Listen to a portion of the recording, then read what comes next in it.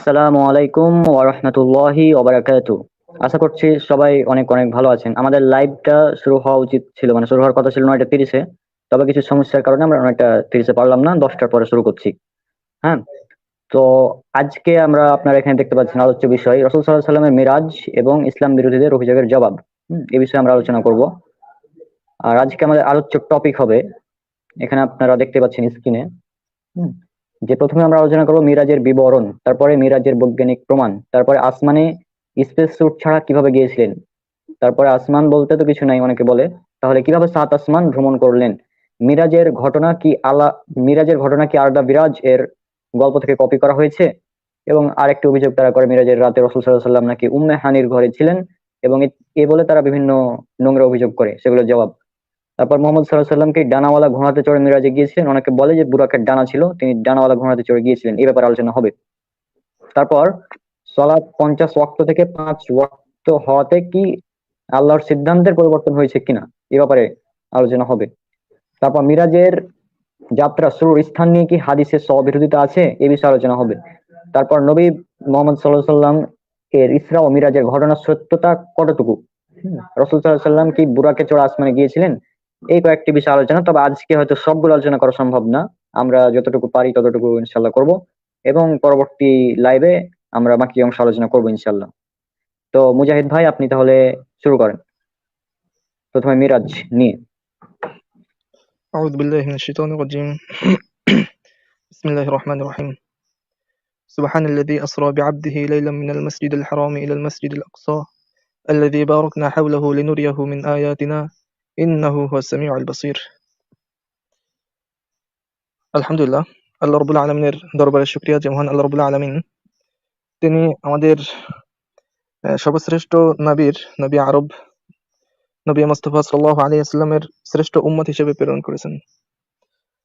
রাসূল করিম সাল্লাল্লাহু আলাইহি ওয়াসাল্লামের জীবনের প্রত্যেকটা ঘটনা, প্রত্যেকটা ছোট থেকে ছোট আদর্শ, এগুলো আমাদের মেনে চলা অবশ্যই অতি আবশ্যকীয়। এবং যে সমস্ত ঘটনা রয়েছে, সেই সমস্ত ঘটনার উপর যে সমস্ত মত রয়েছে ইসলামিক স্কলারদের, তার সবগুলো মেনে চলা অতি আবশ্যকীয়। এবং রাসূল সাল্লাল্লাহু আলাইহি ওয়াসাল্লামের জীবনে ঘটে থাকা প্রত্যেকটা ঘটনা আমাদের জীবনের সঙ্গে খাপ খাইয়ে চলার চেষ্টা করা এবং প্রত্যেকটার উপর ঈমান আনা একজন ঈমানদারের উপর অতি আবশ্যকীয়। আর প্রত্যেকটা ইস্যুর মধ্যে থেকে সবথেকে বড় একটা ইস্যু হলো রাসূল সাল্লাল্লাহু আলাইহি ওয়াসাল্লাম এর মিরাজ। রাসূল করিম সাল্লাল্লাহু আলাইহি ওয়াসাল্লামের হিজরতের পূর্বে যে ঘটনাটা সংঘটিত হয়েছিল সেটাই হলো মিরাজ। আর মিরাজ সম্পর্কে আমাদের সর্বপ্রথম যে বিশ্বাসটা রাখতে হবে সেটা হলো আসলে রাসূল করিম সাল্লাল্লাহু আলাইহি ওয়াসাল্লামের মিরাজ কেমন ছিল। তিনি কি স্বপ্নের যোগে মিরাজ দেখেছিলেন, নাকি তিনি সশরীরে মিরাজে গমন করেছিলেন? এখানে হলো মূল বিষয় যে রাসূল করিম সাল্লাল্লাহু আলাইহি ওয়াসাল্লাম বিভিন্ন বর্ণনাতে এসেছে যে রাসূল করিম সাল্লাল্লাহু আলাইহি ওয়াসাল্লাম মক্কাতে যখন ছিলেন তখন এক রাত্রে তিনি ঈশার নামাজের পরে তিনি শুয়ে আছেন, চোখ বুজে ঘুমান নাই কিন্তু জাগ্রত অবস্থায়, তখন তিনি মিরাজে গমন করেন। তো এখান থেকে অনেকে নাউজুবিল্লাহ কিছু মডারেট মুসলিম আছে, তারা অনেকে বলে যে রাসূল করিম সাল্লাল্লাহু আলাইহি ওয়াসাল্লাম স্বপ্নযোগে মিরাজ করছিলেন। এটা সর্বোচ্চ একটা মানে কি বলবো, এটা নাদান মার্কা একটা কথা। যদি রাসূল করিম সাল্লাল্লাহু আলাইহি ওয়াসাল্লাম স্বপ্নের যোগে মিরাজ করতেন তাহলে কিন্তু কারোর কোনো আপত্তি থাকতো না, এটা স্বপ্ন হতো। হ্যাঁ, রাসূল করিম সাল্লাল্লাহু আলাইহি ওয়াসাল্লাম আগে অনেক স্বপ্ন দেখছেন, জান্নাত জাহান্নামের অনেক স্বপ্ন দেখছেন, অনেক কিছু ঘটছে, এরকম অনেক হাদিস আছে। কিন্তু আমাদের মূল কথাটা এখানে এটা নয় যে রাসূল সাল্লাল্লাহু আলাইহি ওয়াসাল্লাম স্বপ্নযোগে কি মিরাজ করছেন, না, এটা আমরা কখনোই মুমিনরা বিশ্বাস করি না।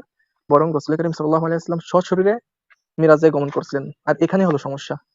আমি মনে করি যদি এটাকে মিরাজের ঘটনাটাকে যদি আমরা এভাবে বলতাম যে রাসূল করিম সাল্লাল্লাহু আলাইহি ওয়াসাল্লাম স্বপ্নযোগে মিরাজ করেছেন, তাহলে পৃথিবীর কেউ, কোনো নন মুসলিম বা ইসলাম বিদ্বেষী কেউ কখনোই এটার উপর প্রশ্ন উত্থাপন করতে পারতো না। প্রশ্নটা তখনই উত্থাপিত হতে পারে যখন এটাকে এই বিশ্বাস করে নেওয়া হয় যে রাসূল করিম সাল্লাল্লাহু আলাইহি ওয়াসাল্লাম সশরীরে মিরাজ করেছেন। আর এখানে যত সব প্রশ্ন, যত সব গোলমাল। তো মিরাজের এই ঘটনাটা, এটা মুমিনদের কাছে মানে অনেক গুরুত্বপূর্ণ একটা ঘটনা, যেটা সম্পর্কে হাদিসে এসেছে রাসূল করিম সাল্লাল্লাহু আলাইহি ওয়াসাল্লাম যখন মিরাজের ঘটনাটা বিবরণ করলেন, বর্ণনা দিলেন, তখন ওখানে আবু বকর রাদিয়াল্লাহু তাআলা আনহু ছিলেন না। তাকে যখন বলা হলো যে একটা লোক এরকম সকালবেলা রাত্রে সে মসজিদে হারাম থেকে মসজিদে আকসায় গমন করছে, এবং সেখান থেকে নাকি সে 7 আসমান উপরে চলে গেছে, যে বিভিন্ন জিনিস অবজারভেশন করেছে, করে আবার পৃথিবীতে আসছে এক রাতের মধ্যে। এটাকে তুমি কেমন মনে করো? তিনি বলছেন, এটা কে বলছে? বললেন, আল্লাহ রাসূল সাল্লাল্লাহু আলাইহি ওয়াসাল্লাম, মুহাম্মদ বলছে। তিনি এক চোখ বুজে বিশ্বাস করেছেন। তিনি যদি বলে থাকে 100% সত্য, হ্যাঁ, এটা হলো মূল বিশ্বাস। কিন্তু যারা প্রমাণের দাবি করে, তাদের প্রমাণ নিয়েই আজকে আমাদের এই মানে আয়োজনটা করা। যারা বিভিন্ন প্রশ্ন করে সে সম্পর্কে আজকে আলোচনা হবে। আর এ সম্পর্কে আলোচনা করতে সর্বপ্রথম আমাদের যে বিবরণটা নিয়ে কথা বলার, সেটা হলো মিরাজের বিবরণ। মিরাজটা কিভাবে হয়েছিল এ সম্পর্কে রাসূল করিম সাল্লাল্লাহু আলাইহি ওয়াসাল্লাম এরকম কোরআনের মধ্যে বলা হচ্ছে। কোরআনের মধ্যে আল্লাহ সুবহানাহু ওয়া তাআলা যে আয়াতটা শুরুতে আমি বললাম, আল্লাহ সুবহানাহু ওয়া তাআলা বলতেছেন বনী ইসরাঈলের প্রথম আয়াতে, সুবহানাল্লাযী আসরা বিআবদিহি লাইলাম মিনাল মাসজিদিল হারাম ইলাল মাসজিদিল আকসা। পবিত্র তিনি, মানে পবিত্র সেই সত্তা, যিনি নিয়ে গিয়েছেন এক রাত্রে নিজের বান্দাকে মসজিদুল হারাম থেকে মসজিদুল আকসা পর্যন্ত, যার পরিবেশ যার পরিবেশকে তিনি বরকতময় করেছেন, যাতে তাকে নিজের কিছু নিদর্শন দেখান। আসলে তিনি সবকিছুর শ্রোতা ও দ্রষ্টা। এখানে আল্লাহ সুবহানাহু ওয়া তাআলা বলতেছেন যে আল্লাহ রাব্বুল আলামিন নবী করিম সাল্লাল্লাহু আলাইহি ওয়াসাল্লামকে মসজিদে হারাম থেকে, মক্কা থেকে মসজিদে আকসায় নিয়ে গিয়েছেন। আর এটা অসংখ্য হাদিস দ্বারা প্রমাণ, বিস্তারিত ঘটনা উল্লেখ করা হয়েছে, যে কত ক্ষুদ্র থেকে ক্ষুদ্র বিষয়গুলো যখন রাসূল করিম সাল্লাল্লাহু আলাইহি ওয়াসাল্লাম, যদি এই গল্পটা বিস্তারিত করতে যাই অনেক সময়ের প্রয়োজন। আশা করি যারা এই সম্পর্কে বিভিন্ন প্রশ্ন উত্থাপন করেন তারা কম বেশি সবাই গল্প জানেন। যাই হোক, আমি সংক্ষেপে বলতেছি। রাসূল করিম সাল্লাল্লাহু আলাইহি ওয়াসাল্লাম যখন মক্কা থেকে এই মসজিদ আকসায় গমন করলেন, তখন তার সাথে দুজন ফেরেশতা ছিল। রাসূল করিম সাল্লাল্লাহু আলাইহি ওয়াসাল্লামকে নিয়ে একটা সাওয়ারিতে নাকে আরোহণ করান। হ্যাঁ, সেটাকে বলা হচ্ছে বুরাক, নাম দেওয়া হয়েছে। অনেক এখানে দাবি করে যে সে বুরাকের নাকি ইসের মতো, মানে দুটো পাখা ছিল, ঘোড়ার মতো দেখতে দুটো পাখা ছিল। কিন্তু যাক, এই সম্পর্কে আলোচনা করবেন ইনশাআল্লাহ রনক ভাই। তারা যে সমস্ত দাবি করে যে ঘোড়ার মতো, আসলে হাদিসে কি উল্লেখ আছে, কোনটা সত্য। তারপর তিনি সেখান থেকে যান মসজিদ আকসাতে, এবং সেখানে গিয়ে সেখানে তার বাহকটাকে, মানে যার উপর তিনি বহন করে গিয়েছিলেন, সেটাকে বেঁধে রাখা হয়। এরপর সেখানে তিনি সমস্ত নবীদেরকে সাথে নিয়ে নামাজ পড়েন। এরপর বিস্তারিত আরো ঘটনা আছে। প্রথম আসমানে তিনি গমন করেন, সেখান থেকে নামাজ শেষ করে একটা সিঁড়িতে করে, এখানে সিঁড়িটা কি ছিল এ সম্পর্কেও ব্যাখ্যা হবে ইনশাআল্লাহ, রনক ভাই আছে, আমি আছি, আলোচনা করব। তারপর তিনি প্রথম আসমানে গমন করেন, সেখানে আদম আলাইহিস সালামের সঙ্গে সাক্ষাৎ হয়। এরপর দ্বিতীয় আসমান, এরপর তৃতীয় আসমান, এভাবে প্রত্যেক আসমানে গিয়ে এক পর্যায়ে সিদরাতুল মুনতাহায় গিয়ে আল্লাহ সুবহানাহু ওয়া তাআলার সাথে পরবর্তীতে একাকী যে সাক্ষাৎ করেন, সেখানে নামাজ ফরজ করে দেওয়া হয়। প্রথমে বিভিন্ন বর্ণনাতে আছে যে প্রথমে 40 ওয়াক্ত নামাজ ফরজ করা হয়, আবার কেউ বলে 50 ওয়াক্ত। এরপর কমাতে কমাতে 5 ওয়াক্তে নিয়ে আসা হয়। যাক, ঘটনাটা আসলে এতটুকু সংক্ষেপে বললাম। এরপর দ্বিতীয় যে সাবজেক্টটা রয়েছে সেটা নিয়ে রনক ভাই আলোচনা করেন ইনশাআল্লাহ।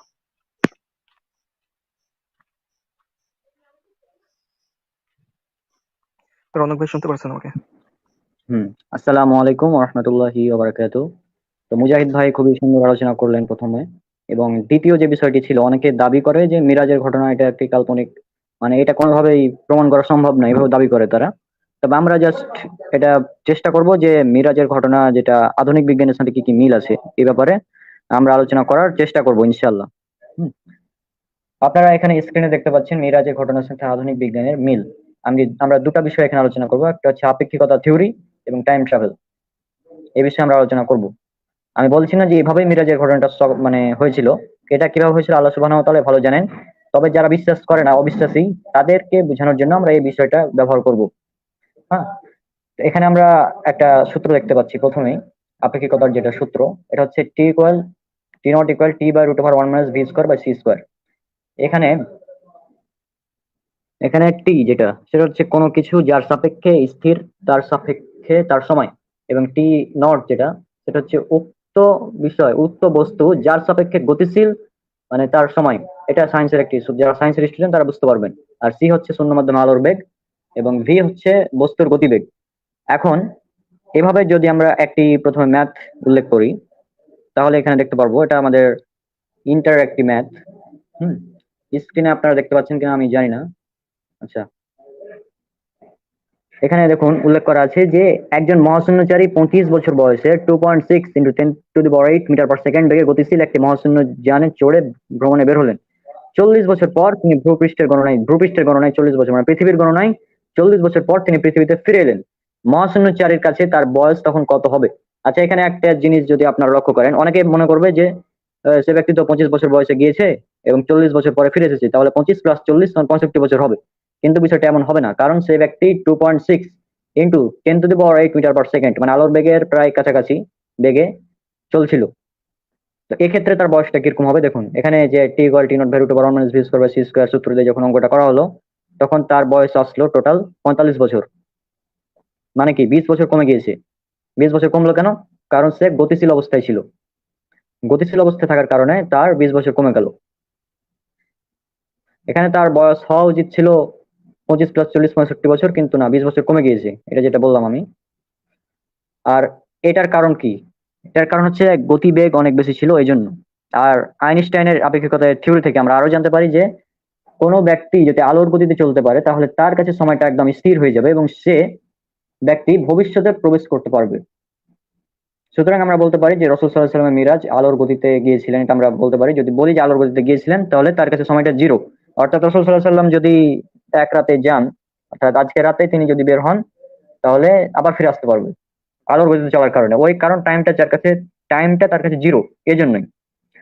আর আমরা যেটা আলোচনা করেছি, মুজাহিদ ভাই যেটা আলোচনা করলেন যে রাসূল সাল্লাল্লাহু আলাইহি ওয়াসাল্লাম বুরাকে চড়ে মানে মসজিদুল হারাম থেকে মসজিদুল আকসা পর্যন্ত গিয়েছিলেন, কিন্তু পরবর্তীতে অর্থাৎ মসজিদুল আকসা থেকে একটি সিঁড়ির মাধ্যমে তিনি ভ্রমণ করেছিলেন, সিঁড়ির মাধ্যমে।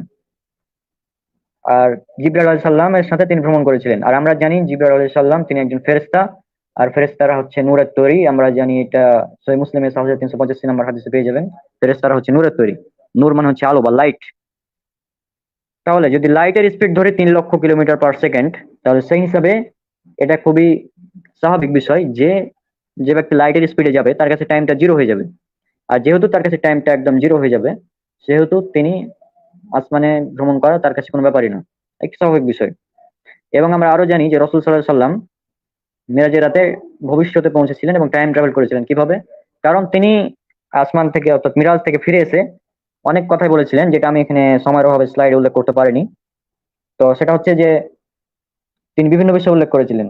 আমরা জান্নাত জাহান্নামের বর্ণনা দেখেছিলাম যে তিনি বলেছিলেন অমুক ব্যক্তি, বিভিন্ন ব্যক্তির কথা বলেছিলেন যে অমুক ব্যক্তি জান্নাতি, অমুক জাহান্নামী, এই এই কারণে তারা জাহান্নামে, ইত্যাদি বিভিন্ন অনেক বর্ণনা আছে হাদিসে। হুম।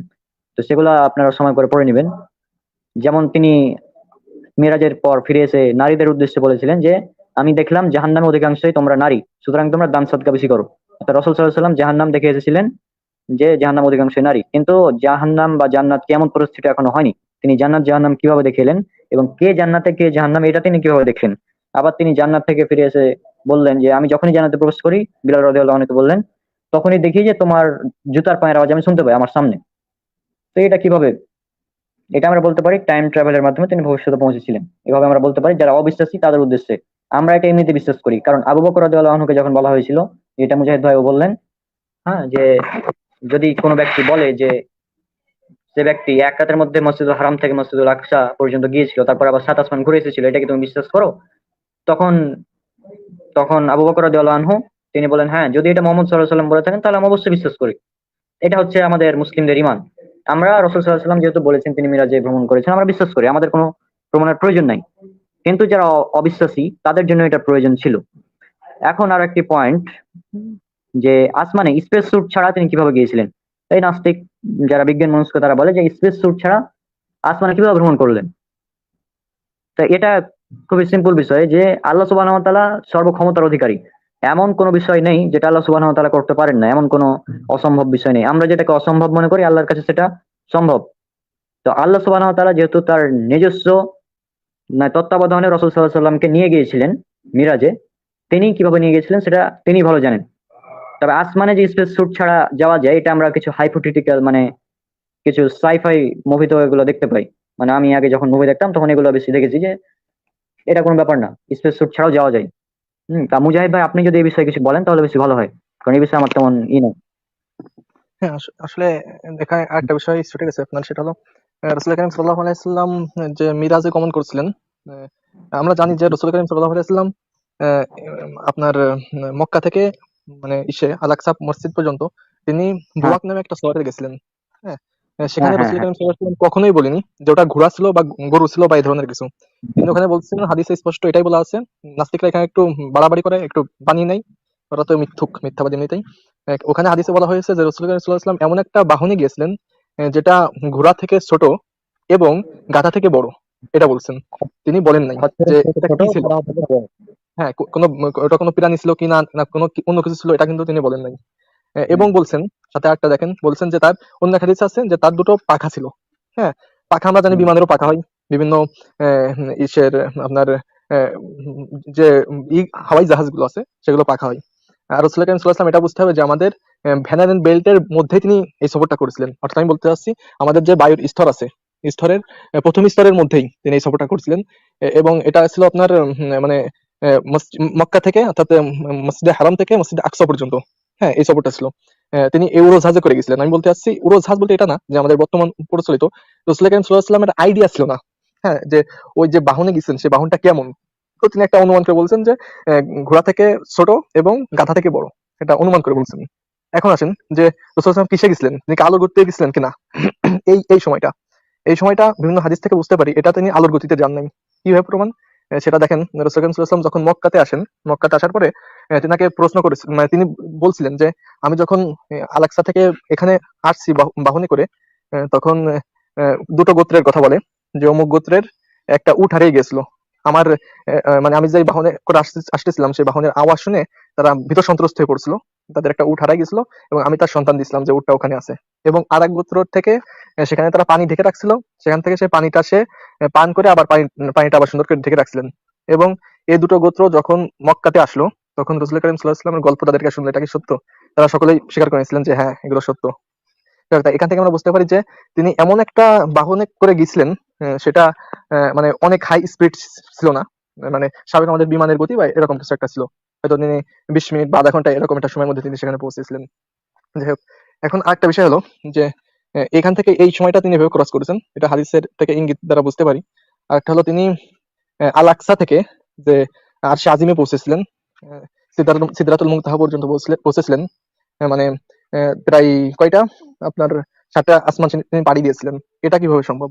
এটা সম্ভব হতে পারে, সেটাও রাসূলের হাদিসে ইঙ্গিত রয়েছে যে রাসূল করিম সাল্লাল্লাহু আলাইহি ওয়াসাল্লাম বলতেছেন যে আহ, তেনাকে ওখান থেকে একটা সিঁড়িতে করে নিয়ে যাওয়া হলো, একটা সিঁড়ির মতো, তিনি একটা সিঁড়িতে উঠলেন। তারপরে কি হয়েছিল এটা কিন্তু রাসূল বলতে পারেন না, হাদিসে বলা হয় নাই। তারপরে যখন তিনি প্রথম আসমান পার হলেন সেখানে অনুমতি নেওয়া হলো, এগুলো একটু বলা হয়েছে। এখন সিঁড়ির মধ্যে সেটা কি হতে পারে? দেখেন, বিজ্ঞানীরা বলে যে টাইম ট্রাভেল যদি সম্ভব হয়, টাইম ট্রাভেল যদি সম্ভব হয় তাহলে ভবিষ্যতে যাওয়া সম্ভব, অতি সম্ভব এটা। হ্যাঁ, কিন্তু অতীতে অতীতে যাওয়া এটা কষ্টকর নাও হতে পারে, কারণ এখানে একটা কেওয়াজের সম্ভাবনা আছে। ঠিক আছে, কিরকম কেওয়াজ দেখেন, সেটা হলো যদি আপনি অতীতে চলে গেলেন, তো যে আপনি আপনার দাদাকে মেরে দিয়েছেন, মেরে দিলে এখন আপনার অস্তিত্বটা থাকাই দুষ্কর হয়ে পড়বে, কষ্টকর হয়ে পড়বে, এরকম একটা কেওয়াজ হওয়ার সম্ভাবনা আছে। যাই হোক, সে আলোচ্য বিষয় এটা না। তো ভবিষ্যৎ ট্রাভেল করা এটা পসিবল, এটা আইনস্টাইনও বলে গিয়েছে তার থিওরি অফ রিলেটিভিটির অসংখ্য প্রমাণ দ্বারা। স্পেসের বক্রতা, বিভিন্ন বিভিন্ন যুক্তিতে তিনি এটা প্রমাণ করছেন।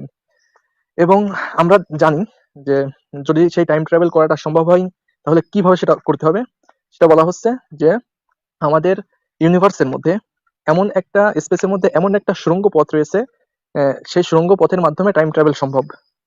মানে বিষয়টা অনেকটা এরকম যে ওই যে যারা ফিজিক্সের ছাত্র তারা ভালো বুঝবে, একটা পৃষ্ঠাকে ছড়ানো পৃষ্ঠা যদি আমরা ভাঁজ করে কাছে নিয়ে চলে আসি, তাহলে মানে এক পৃষ্ঠার এক মাথা থেকে ছিদ্র করলে আরেক মাথা মানে খুব অল্প টুক ডিফারেন্স থাকে, অল্প জায়গা। তো এই হুম। সুড়ঙ্গটা এটা স্পেসের এটা কোথাও থাকতে পারে। ওয়ার্মহোল বলা হয়। জি জি, ওয়ার্মহোল বলেন ভাই। বলা হয়। এটাকে হ্যাঁ, সেটাই সম্ভবত বোঝাতে ওয়ার্মহোল বলা হ্যাঁ হয়। সেটাই হ্যাঁ সেটাই বোঝাতে আইনস্টাইন চাচ্ছি। বলেছেন। হ্যাঁ, সেটাই বোঝাতে চাচ্ছি, সেটা না, সেটা হলো অল্প সময়ের মধ্যে ট্রাভেল করা, সেটা হলো ওয়ার্মহোল। হ্যাঁ, এই ওয়ার্মহোলের মাধ্যমে টাইম ট্রাভেল করা সম্ভব, এটার হ্যাঁ, প্রমাণ দিয়েছেন আইনস্টাইন। আর এখানে আমরা অনেক ইন্টারস্টেলার মুভিতে সহ অনেক মুভিতে আমরা দেখছি যে যখন হ্যাঁ, টাইম ট্রাভেল করে তখন এই ওয়ার্মহোলের একটা সিস্টেম আছে যে মানে প্রাকৃতিক ওয়ার্মহোল হোক অথবা কৃত্রিম ওয়ার্মহোল হোক, এর মাধ্যমেই সেখানে করতেছে, ট্রাভেল করতেছে। এবং প্রত্যেকটা সিনেমায় দেখবেন ওয়ার্মহোলে প্রবেশ করার জন্য সেটা কিন্তু মানে হেঁটে যাওয়ার রাস্তার মতো না, সেখানে একটা সিঁড়ি সিস্টেম করে সে পর্যন্ত পৌঁছাতে হয়, একটা অনেক হ্যাঁ, বড় একটা সুড়ঙ্গ। হ্যাঁ, তো হুম, এখানে হুম, রাসূল সাল্লাল্লাহু আলাইহি ওয়াসাল্লাম হয়তোবা সেই ওয়ার্মহোলের মাধ্যমেই টাইম ট্রাভেল করেছিলেন, যার কারণে এখানে সিঁড়ির কথা নিয়ে আসতেন আর কি। যে উনি উনি উনি হ্যাঁ, ওখান থেকে মানে সিঁড়ির উপর পা রেখে তিনি ওয়ার্মহোলে শুধু পৌঁছাইছেন, সঙ্গে সঙ্গে তিনি টাইম ট্রাভেল করে চলে গেছেন। হ্যাঁ, এটা একটা হ্যাঁ। ভালো একটা ইঙ্গিত পাওয়া যায়, আর এটাই হয়তোবা হবে। তারপর আরো আছে। হ্যাঁ কোরআনে এমন অনেক আয়াত আছে যেখানে বলা হয়েছে যে শপথ বহু আসমানের নাকি বহু পথ হ্যাঁ হ্যাঁ বিশিষ্ট আসমানের হ্যাঁ অসমায় হ্যাঁ যেতে বহু হ্যাঁ। হ্যাঁ হ্যাঁ হ্যাঁ হ্যাঁ, অনেক হ্যাঁ এরকম আয়াত আছে যে মানে আসমানের যে অনেক পথ আছে, এটাও এই আয়াতগুলো দ্বারা প্রমাণ হয়। আরেকটা বিষয় হলো আলো, আলোর গতির আপনি যে আলোচনাটা করতেছিলেন, এটা একটা খুবই মজার বিষয়। সেটা কোরআনের মধ্যে আছে যে আপনার ইসের মধ্যে তা'রুজুল মালাইকাতু ওয়ার রূহু ফি ইয়াউমিন কানা মিকদারুহা ৫০ আলফা সানাহ। আল্লাহ রাব্বুল আলামিনের কাছে রুহু এবং ফেরেশতারা এমন একটা দিনের মধ্যে পৌঁছায় যেটা তোমাদের নিকটে ৫০,০০০ বছর থেকেও বেশি। অর্থাৎ আমরা জানি যে আহ, সমস্ত ফেরেশতা হলো আলো দ্বারা তৈরি। হ্যাঁ, আলোর একটা গতি আছে, কত গতি সেটা সবাই জানে। ইউনিভার্সে বলা হয় আলোর উপরে গতি নাই। আবার কেউ কেউ বলে স্পেসের সম্প্রসারণ, অর্থাৎ ডার্ক এনার্জির যে প্রভাব সেটার গতি আছে। যাই হোক, ওগুলো আলোচনার বাইরে। তো একটা বিষয় গেল। আর দ্বিতীয়, আপনি ভাই যে আলোচনাটা করতেছিলেন রনক ভাই, সেটা হলো আপনার ওই সম্পর্কে, স্পেস শুট নিয়ে তিনি কিভাবে গেলেন। তো সাল্লাল্লাহু আলাইহি সাল্লাম স্পেস শুট ছাড়া কিভাবে মহাবিশ্বে সফর করলেন, ভ্রমণ করলেন কিভাবে। প্রথম তো ভাই, আমি যদি এখানে সায়েন্টিফিক কথা বলি তাহলে বলবো ওয়ার্মহোলে প্রবেশ করতে আহ, পোশাকের প্রয়োজন নাই। সেটা আমরা অনেক ইসের মধ্যে দেখি, সায়েন্স ফিকশন বা সায়েন্স অনেক মুভির মধ্যে দেখি। এটা আমার উত্তর না। আমার উত্তরটা হলো, প্রথমেও জানতে হবে এটা ছিল রাসূল করিম সাল্লাল্লাহু আলাইহি ওয়াসাল্লামের মিরাজ, এবং এটা হলো মুজিজা। আমাদের বুঝতে হবে মুজিজা জিনিসটা কি। হ্যাঁ, রাসূল করিম সাল্লাল্লাহু আলাইহি ওয়াসাল্লামের প্রত্যেকটা কাজ যদি প্রাকৃতিক ভাবে হতে হয়, মানে প্রাকৃতিক দ্বারা এগুলো প্রমাণ দিতে হয়, তাহলে সেটা মুজিজা থাকে না। এটা বুঝতে হবে যে রাসূল সাল্লাল্লাহু আলাইহি ওয়াসাল্লামের প্রত্যেকটা কাজ যদি আমি, মানে মুজিজা যেগুলো ঘটেছে সেগুলো যদি আমি প্রাকৃতিক কৌশলগুলোর দ্বারা প্রমাণ দেওয়ার চেষ্টা করি বা বোঝার চেষ্টা করি, তাহলে এটা মুজিজা থাকে না। মুজিজা কাকে বলে? রনক ভাই কি শুনতে পারতেছেন আমাকে? হ্যাঁ হ্যাঁ, শুনতে রনক ভাই, পাচ্ছি, বলেন। শুনতে হ্যাঁ, তো পাচ্ছি, বলেন মুজিজা, বলেন। কাকে বলে এটা আগে আমাদের বুঝতে হবে। আপনি গুগলে যে সার্চ দেন যে মুজিজা কাকে বলে, এখন সেখানে লেখা আছে যে মুহাম্মাদের অলৌকিক ঘটনাসমূহ বলতে সেই সকল অতি প্রাকৃতিক, কারণ শব্দটা কি অতি প্রাকৃতিক তথা কার্য-কারণ সূত্রবিহীন ঘটনাবলী বোঝানো হয়, সেগুলো ইসলামের নবী মুহাম্মাদের দ্বারা তার জীবদ্দশায় সংঘটিত হয়েছে। ইসলামী পরিভাষায় নবী রাসূল কর্তৃক প্রদর্শিত এরূপ অলৌকিক ঘটনাসমূহকে মুজিজা বলে আখ্যায়িত করা হয়। অর্থাৎ যেগুলো প্রাকৃতিক সিলেকশনের মাধ্যমে না, যেগুলো অতি প্রাকৃতিক অর্থাৎ প্রাকৃতিকের বাইরে, যেটাকে আমি বলতে পারি মানে যেখানে প্রাকৃতির কোনো সগন্ধ নেই, প্রাকৃতিক দ্বারা যেগুলো ব্যাখ্যা করা যায় না। হ্যাঁ, এটা হলো একটা বিষয়। তো এখানে আপনি যে স্পেস শট স্যার কিভাবে যেতে গেল ভাই, তাহলে তো এটা মুজিজা থাকলো না, এটা তো রসুলের মুজিজা হলো না, তাই না রনক ভাই? হ্যাঁ, রসুলের সেটাই। রসুলের, হ্যাঁ সেটাই বলছি যে রসুলের যদি মুজিজা না হতো এটা, যদি রসুলের এটা শক্তি হতো, তিনার কর্ম, এটা আমরা যদি বলতাম যে এটা রসুলের শক্তির মাধ্যমে তার কর্মের মাধ্যমে সে গিয়েছে, তাহলে এখানে প্রশ্ন আসার সম্ভাবনা আছে যে রসুল যখন করছে তখন এটা প্রাকৃতিক একটা ব্যাখ্যা থাকতে হবে। কিন্তু আমরা বলি এটা তো রসুল করে নাই, এটা আল্লাহ সুবহানাহু ওয়া তাআলার আদেশে বা তিনার একটা পৃথিবীবাসীকে দেখানোর জন্য, এটা মুজিজা স্বরূপ। মিরাজটা সব থেকে রসুলের বড় বড় মুজিজার মধ্যে একটা বড় মুজিজা হলো মিরাজ। তো এই মিরাজের ঘটনাটা হলো অতি প্রাকৃতিক, সুতরাং এখানে এর ব্যাখ্যার কোনো প্রয়োজন নাই। আর দ্বিতীয় আরেকটা কথা হলো, যদি আমি এর ব্যাখ্যা দিতে যাই, তাহলে এটা প্রাকৃতিক মাধ্যমে নয়, এটাও হবে অন্য মাধ্যমে, সায়েন্স ফিকশনের মাধ্যমে সম্ভব। সেটা হলো একটা হাইপোথেসিস, আমি আগে বলছি হাইপোথেটিক্যাল একটা থিওরি আছে। সেটা হলো আহ, মানে স্ট্রিং থিওরি, যে স্ট্রিং ছোট ছোট স্ট্রিংটা ভাইব্রেট করে। এই স্ট্রিং থিওরির সর্বশেষ যে ভার্সন এম থিওরি অনুযায়ী পৃথিবীতে 11th ডাইমেনশন রয়েছে, অর্থাৎ 11টা মাত্রা রয়েছে। আর এখানে আমি আগেও একটা লাইভে বলছি যে এই মাত্রাগুলোর মধ্যে 11তম মাত্রায় এমন সভ্যতা বাস করতেছে, এমন শক্তি বাস করতেছে, সেটা কি মানে প্রাকৃতিক কোনো প্রাণী না, প্রাকৃতিকের ঊর্ধ্বে কোনো বস্তু। এ সম্পর্কে আমরা we don't know nothing for that, এ সম্পর্কে আমরা কিছু জানি না। তবে তারা যদি এটা ইচ্ছা করে, মানে ওই অতি প্রাকৃতিক প্রাণীগুলো, তারা যদি ইচ্ছা করে কোনো কিছু করতে, তাহলে কারোর ক্ষমতার বাইরে, মানে কারোর ক্ষমতা নেই সেটাকে রুখে দেওয়ার। হ্যাঁ, এবং তাদের দৃষ্টির বাইরে, নাউজুবিল্লাহ, তাদের না, বিজ্ঞান বলে তাদের, কিন্তু তার, আমরা বলবো তার, তার দৃষ্টির বাইরে কোনো কিছু লুকানো সম্ভব না। আপনি যদি পানির গভীরে যে লুকিয়ে থাকেন, তাও এটা হয়তো আমাদের 3D পৃথিবীবাসীর কাছে এটা দেখা দেখা যাবে না যে পানির ভিতরে সে লুকিয়ে আছে বা ঘরে পালিয়ে আছে ঘরের মধ্যে থেকে, এটা আমাদের দৃষ্টিতে দেখা যাবে না। তবে এটা যদি অন্য কেউ করে, আই মিন হায়ার ডাইমেনশনের কোনো সভ্যতার দৃষ্টি দিয়ে যদি এটা দেখা হয়, মাপা হয়, তাহলে কোনো কিছু তাদের দৃষ্টির বাইরে না। সো তারা যদি এই শক্তিটা কাউকে দিয়ে থাকে 3D জগতের, তাকে ট্রাভেল করার, তাহলে সে ট্রাভেল করতে পারে। তাহলে এখানে তো এত প্রশ্ন ওঠার কোনো সুযোগই আসে না। এটা তো বিজ্ঞান দ্বারা বোঝা সম্ভব। যাক, এ হলো স্পেস শুটের একটা ব্যাখ্যা। আরো অনেক ব্যাখ্যা আছে, যদি কারোর প্রয়োজন হয় ইনশাল্লাহ আমাদের জানাবেন, রনক ভাই কাছে পেজে প্রশ্ন করবেন, ইনশাল্লাহ আমরা এই সম্পর্কে আরো ভালো নলেজ দিব। হ্যাঁ রনক ভাই। এই যে তারপরে যেটা প্রশ্ন, যে আসমান বলতে তারা বলতে কিছু নাই, তারা বলে তাহলে কিভাবে সাত আসমানে ভ্রমণ করলেন, মানে আসমান বলতে কি আমরা বুঝে সেটা তারা বুঝে না। হুম। হ্যাঁ, জি জি। হ্যাঁ, আসমানের আমি কি বলবো ভাই এই সম্পর্কে? হ্যাঁ হ্যাঁ, আপনি বলেন। হ্যাঁ, এই আসমানের বিষয়টা এটা একটু মানে কঠিন একটা বিষয়। এই যে ভাই যে ছবিটা দিল, এটা দ্বারাই সবগুলো বুঝে আসে আসলে আসমানটা কি। হুম, আসমান, আপনি আগে উইকিপিডিয়াতে গিয়ে সার্চ দেন যে আসমান কি, আসমান কোথায় আছে, হোয়ার ইজ দ্য স্কাই, আসমান কোথায় আছে। উত্তরে তারা বলবে যে যেই জিনিস, হ্যাঁ, আমাদের পৃথিবীর উপরে, যে জিনিস আমাদের পৃথিবীর উপরে আছে দৃশ্যমান, সেটাই হলো আসমান। গুগলে যে সার্চ দিয়ে দেখতে পারেন। তো এই আমাদের পৃথিবীর উপরে দৃশ্যমান যে জিনিসটা আছে সেটাই হলো আসমান। এখানে বিজ্ঞান মানে সে সংজ্ঞাতে এই কথা বলা হচ্ছে। এবার দেখেন পৃথিবীর উপরে কি আছে, আসলে কি আকাশ বা অন্য কিছু আছে বা কি নাই। হ্যাঁ, এটা হলো মূল সমস্যাটা নাস্তিকেরা এখানে প্রশ্ন করে। আহ, কোরআনের মধ্যে প্রায় 299টা, প্রায় না শিওর 299টা আয়াত রয়েছে, সেখানে যে সম্পর্কে আসমানের কথা বলা হয়েছে। বারবার আল্লাহ সুবহানাহু ওয়া তাআলা শুধু আসমানের কথা বলছেন, যে আসমান আসমান আসমান। আসলে আসমানটা কি, আসমান কি আদৌ আছে, নাকি এটা একটা রূপক কথা ইসলামের? হুম, তো এই সম্পর্কে জানতে গেলে আমরা দেখতে হবে পৃথিবীর উপরে কি আছে। পৃথিবীর উপরে কি আছে, সেটা হলো একটা বায়ুমণ্ডল আছে। আর এই বায়ুমণ্ডলের বিভিন্ন স্তর আছে। এই যে স্ক্রিনে যে এটা দেখতেছেন, আমাদের গ্র্যাভিটি বা আমাদের বায়ুমণ্ডলের মণ্ডলের বিভিন্ন মানে স্তর। হ্যাঁ, এখানে ইসের আপনার সাউথ পোল, এই মানে পশ্চিম মেরু এবং উত্তর মেরু এবং দক্ষিণ মেরু, এখানে দেখেন ওখানে কিন্তু বায়ুমণ্ডল সেভাবে নাই। যার কারণে বছরে প্রায় সময় এই দুই স্থানে অরোরা দেখা যায়। হ্যাঁ, যাই হোক, অরোরা কি ওর সম্পর্কে যেতে চাচ্ছি না। তো এই মানে বায়ুমণ্ডলের দুটো স্তর রয়েছে। একটা হলো উষ্ণতার তারতম্যের ভিত্তিতে বায়ুমণ্ডলীয় স্তর রয়েছে। কেউ বলে এটা 5 স্তর, কেউ বলে 6 স্তর, আবার অনেকে 7 স্তরও বলে। যাক, 5 স্তর যেটা গ্রহণযোগ্য মত সেটাই ধরি। তো এই স্তরগুলো ট্রপোস্ফিয়ার, তারপর স্ট্রাটোস্ফিয়ার, মেসোস্ফিয়ার, থার্মোস্ফিয়ার, ঠিক আছে? আইনোস্ফিয়ার, ম্যাগনেটোস্ফিয়ার, এরকম বিভিন্ন নাম আছে। যাক, তো এখন এই স্তরগুলো একটু গভীর আলোচনা, গুরুত্ব দিয়ে শুনলে ইনশাআল্লাহ উপকৃত হবেন আপনারা সবাই। আর একটা বিষয় আপনাদের সবার কাছে রিকোয়েস্ট করি, সেটা হলো আমাদের লাইভটা বেশি থেকে বেশি শেয়ার করে দিন, ইনশাআল্লাহ অনেকে উপকৃত হবেন আলোচনা থেকে। যাই হোক, তো প্রথমে বিষয় হলো ট্রপোস্ফিয়ার। ট্রপোস্ফিয়ার জিনিসটা কি? এই স্তরে ক্লাস 10 এ এ সম্পর্কে বিস্তারিত আলোচনা আছে। আসলে আমি আলোচনা করতে চাচ্ছি না। তারপর বোঝার সুবিধার্থে বলে রাখি যারা জানে না এই সম্পর্কে। ট্রপোস্ফিয়ার এটা হলো আপনার যে স্থানে আহ, বিমান বিমানগুলো চলাচল করে, এটা হলো ট্রপোস্ফিয়ার বলা হয়, বা বিভিন্ন বৃষ্টিপাত হয় এই প্রথম স্তরটাকে। এখানে এই মেঘমালা মানে সঞ্জীবিত হয় এই প্রথম স্তরে। তারপর আছেন ট্রপোস্ফিয়ার, সেটা হলো আহ, এই স্থানটাতে আপনার মানে আমি কি হয় সেটা বাদ দিচ্ছি, এখানে কাজ কি, মানে প্রাকৃতিক ভাবে কাজগুলো কি হয়।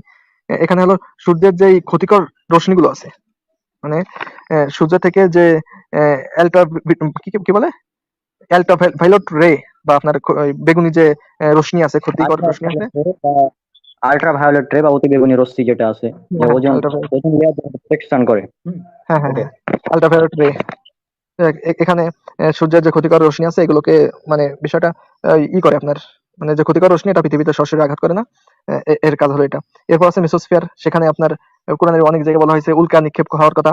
এখানে হলো আপনার পৃথিবীর বাইরের যে ম্যাটার গুলো আছে ইউনিভার্সের, সেই ম্যাটার গুলো পৃথিবীতে যখন আঘাত করে, হ্যাঁ, বিভিন্ন ছোট ছোট পাথরের দলা বা অন্যান্য বিভিন্ন দলা, তো এই স্তরের এসে সেগুলো প্রতিহত হয়, আগুন ধরে সে নিঃস্ব হয়ে যায়।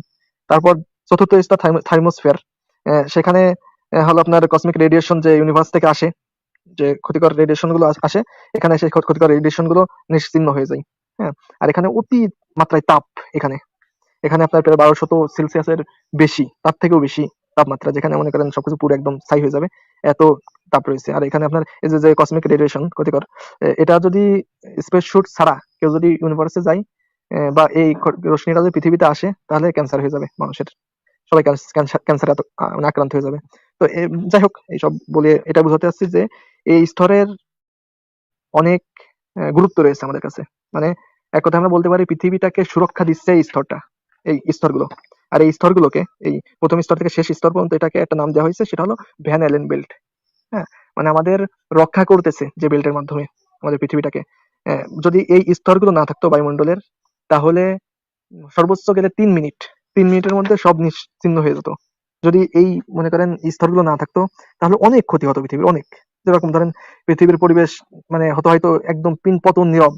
মনে করেন বিষয়টা এরকম হতো যে আপনার সামনে বিরাট জোরে আওয়াজ করা হচ্ছে, বিরাট পাথর পতিত হচ্ছে, কিন্তু আপনার কান পর্যন্ত কোনো আওয়াজ পৌঁছাতো না। আপনি বধির হয়ে গেছেন এটা কিন্তু না, বা মানে কাল হয়ে গেছেন এটা না। আপনার এই আওয়াজটা না পৌঁছানোর কারণ হবে বায়ুমণ্ডল। কারণ বায়ু না থাকলে মানে বায়ুর মাধ্যমে এই আওয়াজগুলো আমাদের কাছে পর্যন্ত পৌঁছায়। তারপর আকাশে যে সমস্ত পাখিগুলো দেখছেন বা যে বিমানগুলো দেখছেন, এগুলো নিচেই পতিত হয়ে মানে পড়ে যাবে।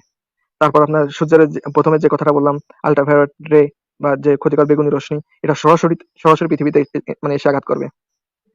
আর যে উল্কাপিত হওয়ার যে স্তরটা বলেছিলাম, যেখানে উল্কাগুলো নিশ্চিহ্ন হয়ে যায়, মেসোস্ফিয়ার, সেই স্থানটা যদি না থাকে উল্কাগুলো পতিত হবে।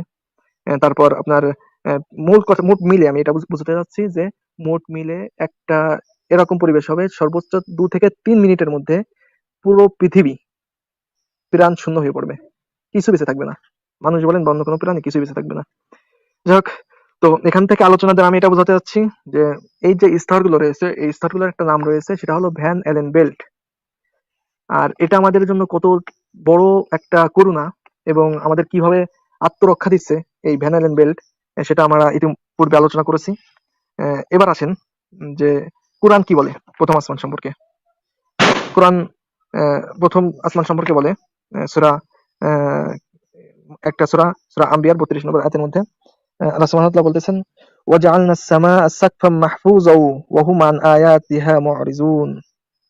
এখানে আল্লাহ সুবহানাহু ওয়া তাআলা বলতেছেন সূরা আম্বিয়ার অর্থাৎ 31 নম্বর সূরার 32 নম্বর আয়াতের মধ্যে আল্লাহ সুবহানাহু ওয়া তাআলা বলতেছেন যে আমি আকাশকে সুরক্ষিত ছাদ হিসেবে বানিয়েছি, অথচ ওহুম আন আয়াতিহা, অথচ তারা অর্থাৎ মানুষরা আমার এই নিদর্শন থেকে মুখ ফিরিয়ে রেখেছে। মানে এই নিদর্শন নিয়ে তারা ঘাটাঘাটি করে না। এখন দেখেন যেটা বলতেছিলাম ভ্যান অ্যালেন বেল্ট সম্পর্কে, যে আমাদের এইভাবে আত্মরক্ষা করতেছে, আত্মরক্ষা দিচ্ছে, সেটা এবং এই আয়াতটা আমরা জানতে পারতেছি যে প্রথম আসমানকে আল্লাহ তাআলা আমাদেরকে আমাদের সুরক্ষার জন্য বানিয়ে রেখেছেন, সুরক্ষার ছাদ। আমরা জানি যে বাইরের যত ইউনিভার্সের যত ক্ষতিকর জিনিসগুলো আছে, এই আমাদের বায়ুমণ্ডলের মাধ্যমে, এই ভ্যান অ্যালেন বেল্টের মাধ্যমে আমরা আত্মরক্ষা পাচ্ছি। এখন আসেন একটা বিষয়, সেটা হলো অনেকে বলতে পারে, অনেকে প্রশ্ন করতে পারে যে তার মানে কি আপনি বলতে চাচ্ছেন যে ভ্যান অ্যালেন বেল্টটাই আমাদের প্রথম আসমান? আমি আসলে প্রথম আসমানের প্রমাণটা দিতে চাচ্ছি প্রথমে এজন্যে, যাতে করে প্রথম আসমানটা প্রমাণিত হলে 7টা আসমান অলরেডি এমনিতেই প্রমাণিত হয়ে যায়। তো প্রথম আসমানের প্রমাণ দেওয়ার চেষ্টা করতেছি। যাই হোক, তো এখানে আমি যে কথাটা বললাম ভ্যান অ্যালেন বেল্টকে আমি বলতেছি সেই সুরক্ষিত ছাদের কথা বলতেছি, যে এখানে সুরক্ষা দিচ্ছে। এখন কথা হলো, আসলে কি এটাই কি আমাদের সেই সুরক্ষার ছাদ, বা এটাই কি আমাদের সেই প্রথম আসমান? না, সেটা নয়। আমি সেটা কখনোই বলি নাই। বরং আমি বলতেছি যে এটা হলো আমাদের সূচনা, আই মিন আমাদের আকাশের শুরু। দেখেন সেটা আরো অনেক আয়াত দ্বারা তার প্রমাণ রয়েছে। যেরকম দেখেন আসমান সম্পর্কে আল্লাহ সুবহানাহু ওয়া তাআলা বলতেছেন সূরা নাহলের ৭৯ নম্বর আয়াতের মধ্যে, আলাম ইয়ারাউ ইলা আত-তায়রি মুসাখখারাতিন ফি জাওয়িস সামা। হ্যাঁ, এখানে আল্লাহ সুবহানাহু ওয়া তাআলা বলতেছেন যে পুরো আয়াতটা এরকম, আলাম ইয়ারাউ ইলা আত-তায়রি মুসাখখারাতিন ফি জাওয়িস সামাই মা ইউমসিকুহুন্না ইল্লাল্লাহ।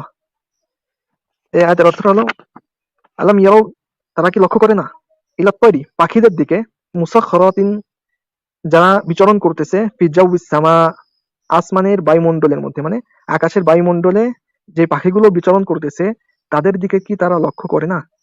আচ্ছা, এখান থেকে আমরা কি বুঝতে পারতেছি যে আকাশের বায়ুমণ্ডলের মধ্যে পাখিগুলো বিচরণ করে, তার মানে পাখিরাও আকাশের মধ্যেই বিচরণ করে।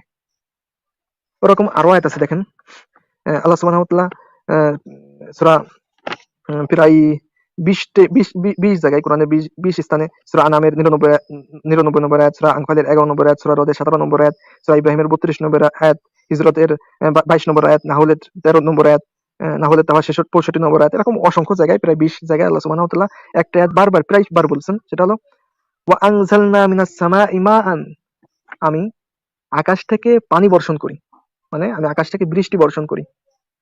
এখন দেখেন আল্লাহ সুবহানাহু ওয়া তাআলা বলতেছেন আমি আকাশ থেকে বৃষ্টি বর্ষণ করি, এটা দ্বারা কি বোঝা যাচ্ছে? এটা থেকে আমরা বুঝতে পারতেছি যে আকাশ থেকে আমরা জানি যে বৃষ্টি বর্ষিত হয় বায়ুমণ্ডলের প্রথম যে স্তরটা ট্রপোস্ফিয়ার, সেখান থেকে বৃষ্টি বর্ষণ হয় এবং পাখি উড়ে। সেটা আমরা জানি ট্রপোস্ফিয়ারের প্রথম এই স্তরের মধ্যে পাখি উড়ে। আর আল্লাহ সুবহানাহু ওয়া তাআলা প্রায় 20 জায়গায় বলতেছেন আমি আকাশ থেকে বৃষ্টি বর্ষণ করি। হ্যাঁ, তো এখানে থেকে আমি কি বোঝাতে চাচ্ছি, এখান থেকে বোঝাতে চাচ্ছি এটা যে আমাদের আকাশের স্তরের শুরুটা হলো আমাদের এই বায়ুমণ্ডলের সর্বপ্রথম যে স্তর ট্রপোস্ফিয়ার, এটা হলো আমাদের বায়ুমণ্ডলের শুরু। অনেকে আবার বলবে যে আমাদের যে বায়ুমণ্ডলে পাঁচটা বা ছয়টা বা সাতটা যে স্তরগুলো রয়েছে, এই স্তরগুলোই হলো আমাদের আকাশ। কিন্তু না ভাই, এটা কোশ্চেন কালেও না। এটা হলে নাউজুবিল্লাহ আল্লাহ তাআলার অনেক বড় একটা মানে কোরআনের আয়াতের বিকৃতি চলে আসে। ওটা না, আমি বলতে চাচ্ছি ট্রপোস্ফিয়ারের প্রথম স্তরটায়, মানে বায়ুমণ্ডলের প্রথম স্তর ট্রপোস্ফিয়ারটাই হলো আমাদের আকাশের শুরু, যেটা আমাদের এই দুটো আয়াত দ্বারা আমরা বুঝতে পারলাম। এই দুটো আয়াত দ্বারা আমরা বুঝতে পারলাম। একটা হলো সূরা নাহলের 79 নম্বর আয়াত এবং সূরা মানে প্রায় 20 জায়গায়, নির্দিষ্ট সূরা না, সূরা রেফারেন্স গুলো দিয়েছি, প্রায় 20 জায়গায় সূরা আনামের 99 আয়াত, আনফালের 91 আয়াত, রদের 97 আয়াত, এরকম 20 জায়গায় বলা হয়েছে যে আমি আকাশ থেকে বৃষ্টি বর্ষণ করি। এবং অন্য জায়গায় বলা হচ্ছে আমি আকাশের বায়ুমণ্ডলের মধ্যে আমি পাখি উড়ে, তাকে সেদিকে লক্ষ্য করে না। তো সুতরাং বুঝতে পারতেছি যে এই বায়ুমণ্ডলের প্রথম স্তরটা হলো আকাশের সূচনা। এবার কথা হলো, প্রথম আকাশের সূচনা যদি এটা হয়, তাহলে শেষ কোথায়? দেখেন, তার আগে আরেকটা বিষয় বলি, সেটা হলো আল্লাহ সুবহানাহু ওয়া তাআলা অন্য সূরার মধ্যে, সূরা সাফফাতের 6 নম্বর আয়াতের মধ্যে আল্লাহ সুবহানাহু ওয়া তাআলা বলতেছেন, ইন্না যায়্যানা আস-সামা আদ-দুনিয়া বিজিনাতিল কাওয়াকিব। আমি দুনিয়ার আকাশকে সুসজ্জিত করেছি, মানে দুনিয়ার আকাশকে, অর্থাৎ প্রথম আসমানের কথা বলতেছে, আমি দুনিয়ার আকাশকে সুসজ্জিত করেছি তারকারাজির সৌন্দর্যের মাধ্যমে। মানে তারকারাজিকে সুসজ্জিত করে আমি প্রথম আকাশকে মানে সুসজ্জিত করেছি। তো এখান থেকে আমরা বুঝতে পারছি যে প্রথম আকাশের মধ্যে যেরকম পাখি ওড়ে, প্রথম আকাশের মধ্যে যেরকম বৃষ্টি হয়, অনেক লক্ষ লক্ষ তারকাগুলো এই প্রথম আকাশের মধ্যে রয়েছে। যদিও সেটা লক্ষ লক্ষ হাজার হাজার আলোক বর্ষে দূরে, এগুলো প্রথম আকাশের মধ্যে রয়েছে। অন্য এক সূরাতে, সূরা হিজরতের 16 নম্বর আয়াতের মধ্যে আল্লাহ সুবহানাহু ওয়া তাআলা বলতেছেন, ওয়ালাকাদ জাআলনা, না ওটা একটু পরে যাই। যাক, তা এখানে থেকে আমরা বুঝতে পারতেছি যে আমাদের আকাশের মধ্যে, মানে প্রথম আসমানের মধ্যে আমাদের এই তারকাগুলো, লক্ষ লক্ষ তারকাগুলো, এটা প্রথম আসমানের মধ্যেই। এখন আলোচনাটা একটু লম্বা হয়ে যাচ্ছে ভাই, রনক ভাই কিছু মনে করেন না। ইনশাআল্লাহ শেষ করে দিচ্ছি।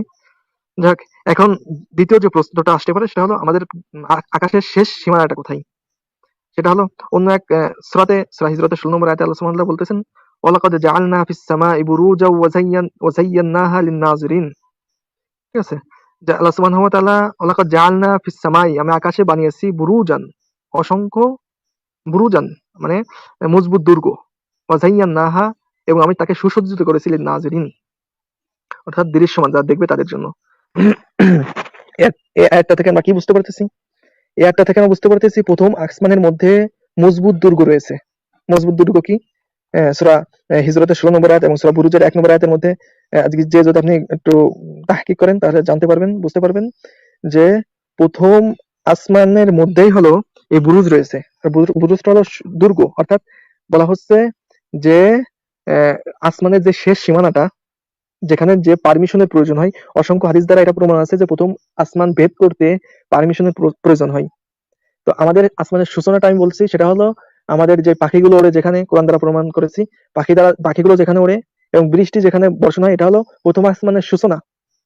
এবং এই প্রথম আসমানটা কত মোটা, পুরুট, তার শেষ সীমানা হলো, প্রথম আসমানের শেষ সীমানা হলো বুরুজ যেখানে রয়েছে, অর্থাৎ সুদূর মানে সুমজবুত একটা দুর্গ, যেটা ভেদ করা সম্ভব না, যেটা ভেদ করতে গেলে পারমিশনের প্রয়োজন হবে। ঠিক আছে? আর অসংখ্য হাদিসে এসেছে যে যখন বুরুজ অতিক্রম করতে গেছে শয়তান জিনেরা, কারণ আমরা জানি যে জিনগুলো আগুনের তৈরি, আগুন বা নূরও বলতে পারি, সেগুলো তৈরি, তাদের একটা আলাদা একটা শক্তি আছে সেই পর্যন্ত পৌঁছানোর, তাদের প্রাকৃতিক কোনো ক্ষতি হবে না।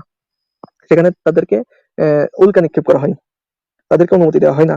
প্রথম আসমান অতিক্রম করতে গেলে এই বুরুজ পর্যন্ত আমরা বলি যে বুরুজটাই হলো প্রথম আসমানের শেষ সীমানা, মানে যেখানে পারমিশনের প্রয়োজন হয়। এবং ওরকম সূরা বুরুজের 1 নম্বর আয়াতের মধ্যে আল্লাহ সুবহানাহু ওয়া তাআলা বলতেছেন, ওয়াস সামাই যাতিল বুরুজ, এবং আসমান, ওয়াস সামাই যাতিল বুরুজ, কসম আসমানের, মানে সুদীর্ঘ মজবুত দুর্গ বিশিষ্ট, দুর্গওয়ালা আসমানের শপথ খাচ্ছে আল্লাহ সুবহানাহু ওয়া তাআলা। তো এই মজবুত দুর্গ বলতে কি? আসমান মজবুত দুর্গ কোথায়? তো আমরা বলি সেটা হলো আসমানের যে শেষ সীমানাটা রয়েছে, যেখানে পারমিশনের প্রয়োজন হয়, সেটাই হলো বুরুজ। আর এই বুরুজ এটা আসলে কি? এটা সুনির্দিষ্ট ব্যাখ্যা আমার মনে হয় কোনো স্কলাররাও আজ পর্যন্ত দিতে পারি নাই। আমি কিভাবে পারবো? আমি ছোট একটা মানুষ। তো এই বুরুজ সম্পর্কে কোরআনের মধ্যে স্বতন্ত্র একটা মানে সূরাও রয়েছে, সূরা বুরুজ, ওয়াস-সামাই যাতিল বুরুজ ওয়াল ইয়াউমিল মাউউদ, এই স্বতন্ত্র একটা সূরাই রয়েছে। সুতরাং এর গভীরতা আছে অনেক। যেরকম দেখেন, লোহা সম্পর্কে আল্লাহ সূরা নাযিল করেছে না? লোহার একটা গভীর জ্ঞান আছে, গভীরতা আছে। ঠিক সেভাবে বুরুজের একটা গভীর জ্ঞান রয়েছে। সেটা আমাদের দ্বারা উদ্ঘাটন করা সম্ভব কিনা সেটা আমরা জানি না ভালো। যাই হোক, তারপর এই আয়াতগুলো থেকে আকাশের একটা ক্লিয়ার ধারণা আমাদেরকে কিন্তু বুঝে আসে যে আকাশের শুরুটা কোথায় এবং আকাশের শেষটা কোথায়। আরো ক্লিয়ার ধারণা আসে একটা বিষয় থেকে, সেটা সূরা ফুরকানের 61 নম্বর আয়াত থেকে। সেখানে আল্লাহ সুবহানাহু ওয়া তাআলা বলতেছেন, তাবারাকাল্লাযী জাআলা ফিস সামাই বুরুজাও ওয়া জাআলা ফিহা সিরাজাও ওয়া কমারাম মুনীরা। বরকতময় সত্তা যিনি জাআলা ফিস সামাই বুরুজা, যিনি আকাশে বানিয়েছেন বুরুজ মানে মজবুত দুর্গ, ওয়া জাআলা ফিহা সিরাজা, সেখানে বানিয়েছেন তিনি বিরাট একটা বাতি বা সূর্য যেটাকে বলা হয়, ওয়া কমারাম মুনীরা, এবং আলো দানকারী চন্দ্র বা চাঁদ। তো এখান থেকে একটা জিনিস বুঝে আসে আমাদের, সেটা হলো যিনি আসমান, স্পষ্ট কিন্তু আয়াতে বলা হচ্ছে, দেখেন যে ওই বরকতময় স্রষ্টা যিনি জাআলা ফিস সামাই, অর্থাৎ আকাশের মধ্যে তিনি বানিয়েছেন। কি বানিয়েছেন? বুরুজ, বুরুজাও ওয়া জাআলা, দেখেন একবার উপরের স্তর থেকে দেখেন রনক ভাই, এটা বিষয়, সেটা উপরের স্তর থেকে দেখেন। প্রথম উপরের স্তরের কথা বলা হচ্ছে, সেটা হলো বুরুজ। এর পরের স্তর বলা হচ্ছে, সেটা হলো সূর্য। তারপরে স্তর বলা হচ্ছে, সেটা হলো মুনির, চাঁদ। সুতরাং আমরা বুঝতে পারি যে এই তিনটা জিনিসই প্রথম আসমানের মধ্যে রয়েছে, এবং এর প্রথম স্তরটা রাখছে আল্লাহ সুবহানাহু ওয়া তাআলা বুরুজ, মানে সব থেকে উপরে।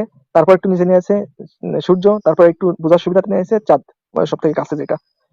তো এগুলো থেকে আমরা স্পষ্ট বুঝতে পারি যে চাঁদটা হলো, যে আকাশটা হলো মানে মানে অবশ্যই আকাশ আছে, এবং বিজ্ঞানের দৃষ্টিতে এবং আমাদের এই অসংখ্য আয়াত এবং অসংখ্য হাদিসের রেফারেন্স, আরো অনেক হাদিসের রেফারেন্স আছে।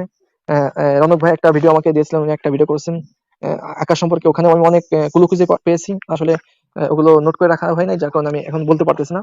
সেখানে অনেক হাদিসের মধ্যে বলা হচ্ছে যে প্রথম আসমান থেকে দ্বিতীয় আসমানের দূরত্ব কত, প্রায় 500,000 বছর, এরকম না রনক ভাই?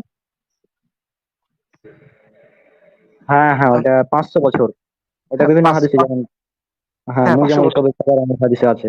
এছাড়াও আছে সহিহ ফাজাইল আমল নামে একটা হাদিস গ্রন্থ আছে, ওটার 8 নম্বর হাদিসে উল্লেখ আছে, মানে বিভিন্ন ওখানে রেফারেন্স উল্লেখ আছে ওই ভিডিওটাতে। হুম। হ্যাঁ, হ্যাঁ। পরবর্তীতে তারপর আপনি ভিডিওটা আরো মানে আরো একটা ওখানে, আরো একটা আরো একটা রেফারেন্স দিয়েছেন আপনি ওখানে, সেটা মানে দিয়েছেন, যুক্তি দিয়েছেন, সেটা হলো ওই আকাশ, যদি প্রথম আকাশকে একটা আংটির মতো ধরি, বা এই যে বিরাট মানে ইসের মধ্যে, মরুভূমির মধ্যে একটা আংটি ফেলে রাখা হয়েছে, দ্বিতীয় হ্যাঁ হ্যাঁ দ্বিতীয় আসমানকে যদি আমরা ওটাকে দেখি, একটা ছোট্ট আংটির মতো মনে হবে প্রথম আসমানটাকে। তো এটা হ্যাঁ অনেক হ্যাঁ বিরাট বিরাট একটা স্থানের ব্যবধান রয়েছে, এবং যে মানে বছরটার কথা আপনি বললেন, প্রায় 500 বছর বা 50,000 বছর, 50 হ্যাঁ। বললেন না ভাই? হ্যাঁ, 500 বছর, 50,000 বছর, 500 500 এটা বছর। কোন গতিতে সেটা আমরা জানি না। হ্যাঁ, হ্যাঁ, এই একটা বিষয়। সেটা 500 বছর। সেটা কত দূরে হতে পারে? এবং সেটার গতি কি? সেটা কি আলোর গতি সম্পূর্ণ বছর? নাকি সেটা মানে গ্যালাক্সির স্পেসের সম্প্রসারণ হওয়ার বছর? সেটা সম্পর্কে আমরা জানি না। তবে এটা বুঝতে পারতেছি বিরাট একটা ব্যবধান। তো বিরাট যেখানে একটা ব্যবধান রয়েছে, তো সেখানে যে ছাদটা হবে, ছাদ আই মিন আমি আকাশের যে ছাদের কথা সেটা বলতে চাচ্ছি, যে ছাদটা হবে সেটাও তো এরকম বিরাট একটা ব্যবধানের মোটা দেয়াল হওয়ার কথা। তো আমাদের আয়াতগুলো থেকে এটাই প্রমাণিত হয়, অবশ্যই আকাশ আছে। যারা দেখে না তারা জানে না। আকাশ যারা দেখে না তারা বিজ্ঞান বোঝে না। আকাশ যারা দেখে না তারা কোরআন বোঝে না। আকাশ যারা দেখে না তাদের আসলে জ্ঞানী নাই, আমি এটা মনে করি। যাই হোক ভাই, হুম। অনেক লম্বা সময় নিয়ে ফেললাম আপনার কাছ থেকে, ক্ষমা করবেন। এবার আপনি ইনশাল্লাহ বলেন বাকি। হ্যাঁ, এখানে এবার 1 নম্বর অভিযোগ, হুম, যে মিরাজের ঘটনা যেটা, সেটা হচ্ছে আরদা বিরাজ এর গল্প থেকে কপি করা, অর্থাৎ জোরাস্ট্রিয়ানিজম ধর্মের এক ব্যক্তির কথা বলা হচ্ছে যে সে ব্যক্তি থেকে এটা কপি করা হয়েছে। তো এ বিষয়ে আমার কাল কিছু তথ্য কালেকশন করেছি। হ্যাঁ, প্রথম কথা হচ্ছে আরদা বিরাজ হচ্ছে এমন এক ব্যক্তি যিনি রাতে আসমানে ভ্রমণ করে আসবেন, সেখানে তিনি সৃষ্টিকর্তার সঙ্গে দেখা করবেন, স্বর্গ নরক দেখে আসবেন ইত্যাদি বিভিন্ন কথা বলা হয়। হ্যাঁ, সাথে এটা বলা হয় এটা নাকি অনেক প্রাচীন কাহিনী। তবে মজার ব্যাপার হচ্ছে এগুলোর কোনো ঐতিহাসিক রেফারেন্স নেই।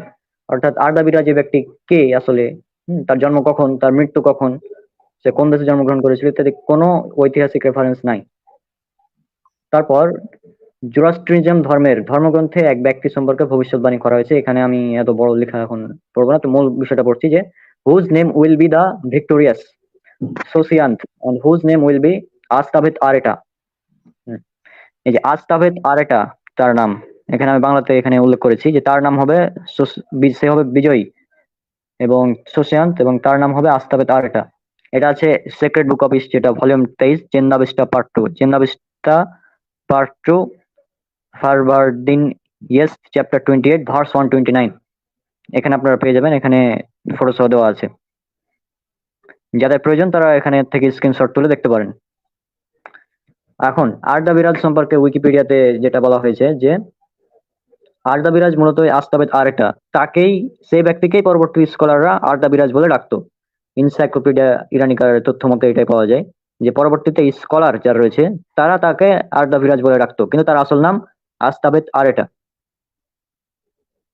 এখন সোসিয়ান্থ মিনস প্রাইজড ওয়ান, হ্যাঁ, অর্থাৎ যার যদি আরবিতে আমরা ট্রান্সলেট করি তাহলে সেটার অনুবাদ হবে মোহাম্মদ সাল্লাল্লাহু আলাইহি ওয়াসাল্লাম, অর্থাৎ যার মানে হচ্ছে প্রশংসিত ব্যক্তি। হুম। এখন যদি সোসিয়ান তার নাম যে উল্লেখ করা আছে এটাকে যদি আমরা ধরে নিই তাহলে আরবিতে কনভার্ট করলে তার নামটা হবে কি মোহাম্মদ সাল্লাল্লাহু আলাইহি সাল্লাম। হ্যাঁ, আর আস্তাবেট আর এটা যেটা, এটাও আরবি নাকি, এটাও আছে কি Sanskrit as well, Zend means price. আচ্ছা, রনক ভাই মাঝখানে একটু হ্যাঁ, আপনাকে থামিয়ে দিয়ে একটু করবেন। বলতেছি কেউ কি যুক্ত হওয়ার চেষ্টা করতেছে, এরকম আছে যে আপনি খেয়াল করেন নাই? যুক্ত হওয়ার চেষ্টা এ পর্যন্ত কেউ করেনি, কারণ এখানে কাউকে দেখতে পাচ্ছি না আমি।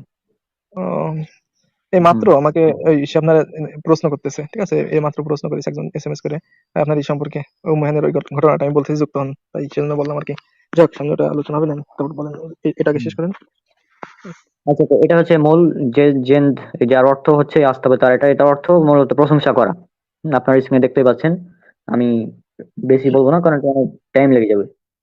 তাহলে আমরা স্পষ্ট হলাম যে আরদা বিরাজ বা আস্তাবে তার, এটা যেটাই বলুন না কেন, এই ব্যক্তি আর কেউ নয় বরং আমাদের মোহাম্মদ সাল্লাল্লাহু আলাইহি সাল্লাম, কারণ জুরাস্ট্রিয়াম ধর্মে তার ব্যাপারে ভবিষ্যৎবাণী করা হয়েছে। এখন আমি বলবো যে এটা হতে পারে মোহাম্মদ সাল্লাল্লাহু আলাইহি সাল্লাম অথবা আরদা বিরাজের গল্প সাজানো হয়েছে মোহাম্মদ সাল্লাল্লাহু আলাইহি সাল্লামের মিরাজ থেকে কপি করা। এটা কেন বললাম, মানে আমি কিন্তু এই বিষয়টা ঘুরিয়ে দিলাম। তারা অভিযোগ করেছে কি যে আরদা বিরাজ থেকে মোহাম্মদ সাল্লাল্লাহু আলাইহি সাল্লাম মিরাজের ঘটনা কপি করেছে, কিন্তু মূলত মূল ঘটনা এটা না। মূল ঘটনা হচ্ছে যে মোহাম্মদ সাল্লাল্লাহু আলাইহি সাল্লাম মিরাজ থেকেই এই ঘটনাকে কপি করা হয়েছে। এটা কেন বললাম, এটা বলার কারণ আরদা বিরাজ নামা যে বইটি রয়েছে, এই বইটি নবম থেকে দশম শতাব্দীর, অর্থাৎ মোহাম্মদ সাল্লাল্লাহু আলাইহি সাল্লাম এর মৃত্যুর বা জন্মের প্রায় 400 বছর পরেই বইটি লেখা হয়েছে।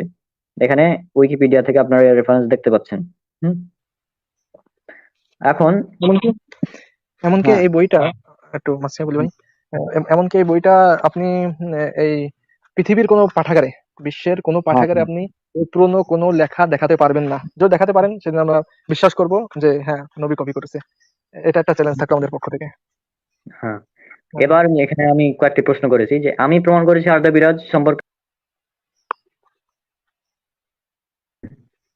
হ্যাঁ, রনক ভাই। হুম, হুম, আচ্ছা, আমার নেটে একটু সমস্যা হচ্ছিল। আচ্ছা, ঠিক আছে। হ্যাঁ, হ্যাঁ, হ্যাঁ, এবার শোনা যাচ্ছে, বলুন। শোনা যাচ্ছে। হ্যাঁ, হ্যাঁ। হ্যাঁ, আচ্ছা, মাঝখানে একটু বলি। আসলে একটা অনেক গুরুত্বপূর্ণ একটা আলোচনা হচ্ছে। নাস্তিকরা যে প্রশ্নগুলো করে, মোজাম্মেল হক এই প্রশ্নটাই করছে কিছুদিন আগে দেখছি, এই আরদা ভেরাত সম্পর্কে। খুবই গুরুত্বপূর্ণ একটা বিষয়, আপনারা নিজেরাও গুরুত্ব সহকারে শোনেন এবং অন্যের কাছে শেয়ার করে আমাদের বিষয়টা পৌঁছে দেন। হ্যাঁ, যাই হোক, তারপর হ্যাঁ, ভাই। তাহলে এখানে একটি বিষয় প্রমাণ হলো যে এটা হচ্ছে যে মোহাম্মদ সাল্লাল্লাহু আলাইহি সাল্লামের জন্মের প্রায় 400 বছর পরে লেখা হয়েছে গ্রন্থটা।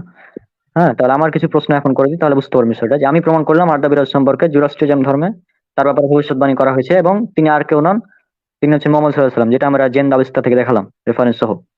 এখন প্রশ্ন নাম্বার 1, আরদা বিরাজ এই ব্যক্তিকে ইতিহাসে তার প্রমাণ কি, অর্থাৎ আপনি দেখাবেন তার জন্মসাল, মৃত্যুসাল, কোন জায়গায় জন্মগ্রহণ করেছে, তার বাবার নাম কি, ইত্যাদি যে ঐতিহাসিক রেফারেন্স এটা আপনি দেখাবেন যারা দাবি করে। প্রশ্ন নাম্বার 2, আচ্ছা, আমি প্রমাণ করেছি আরদা বিরাজনামা এটা লিখিত হয়েছে নবম থেকে দশম শতাব্দীতে, অর্থাৎ মোহাম্মদ সাল্লাল্লাহু আলাইহি সাল্লামের মৃত্যুর 400 বছর পরে। এখন আপনি এর একটি ম্যানুস্ক্রিপ্ট দিন যে মোহাম্মদ সাল্লাল্লাহু আলাইহি সাল্লামের জন্মের আগে লেখা হয়েছিল।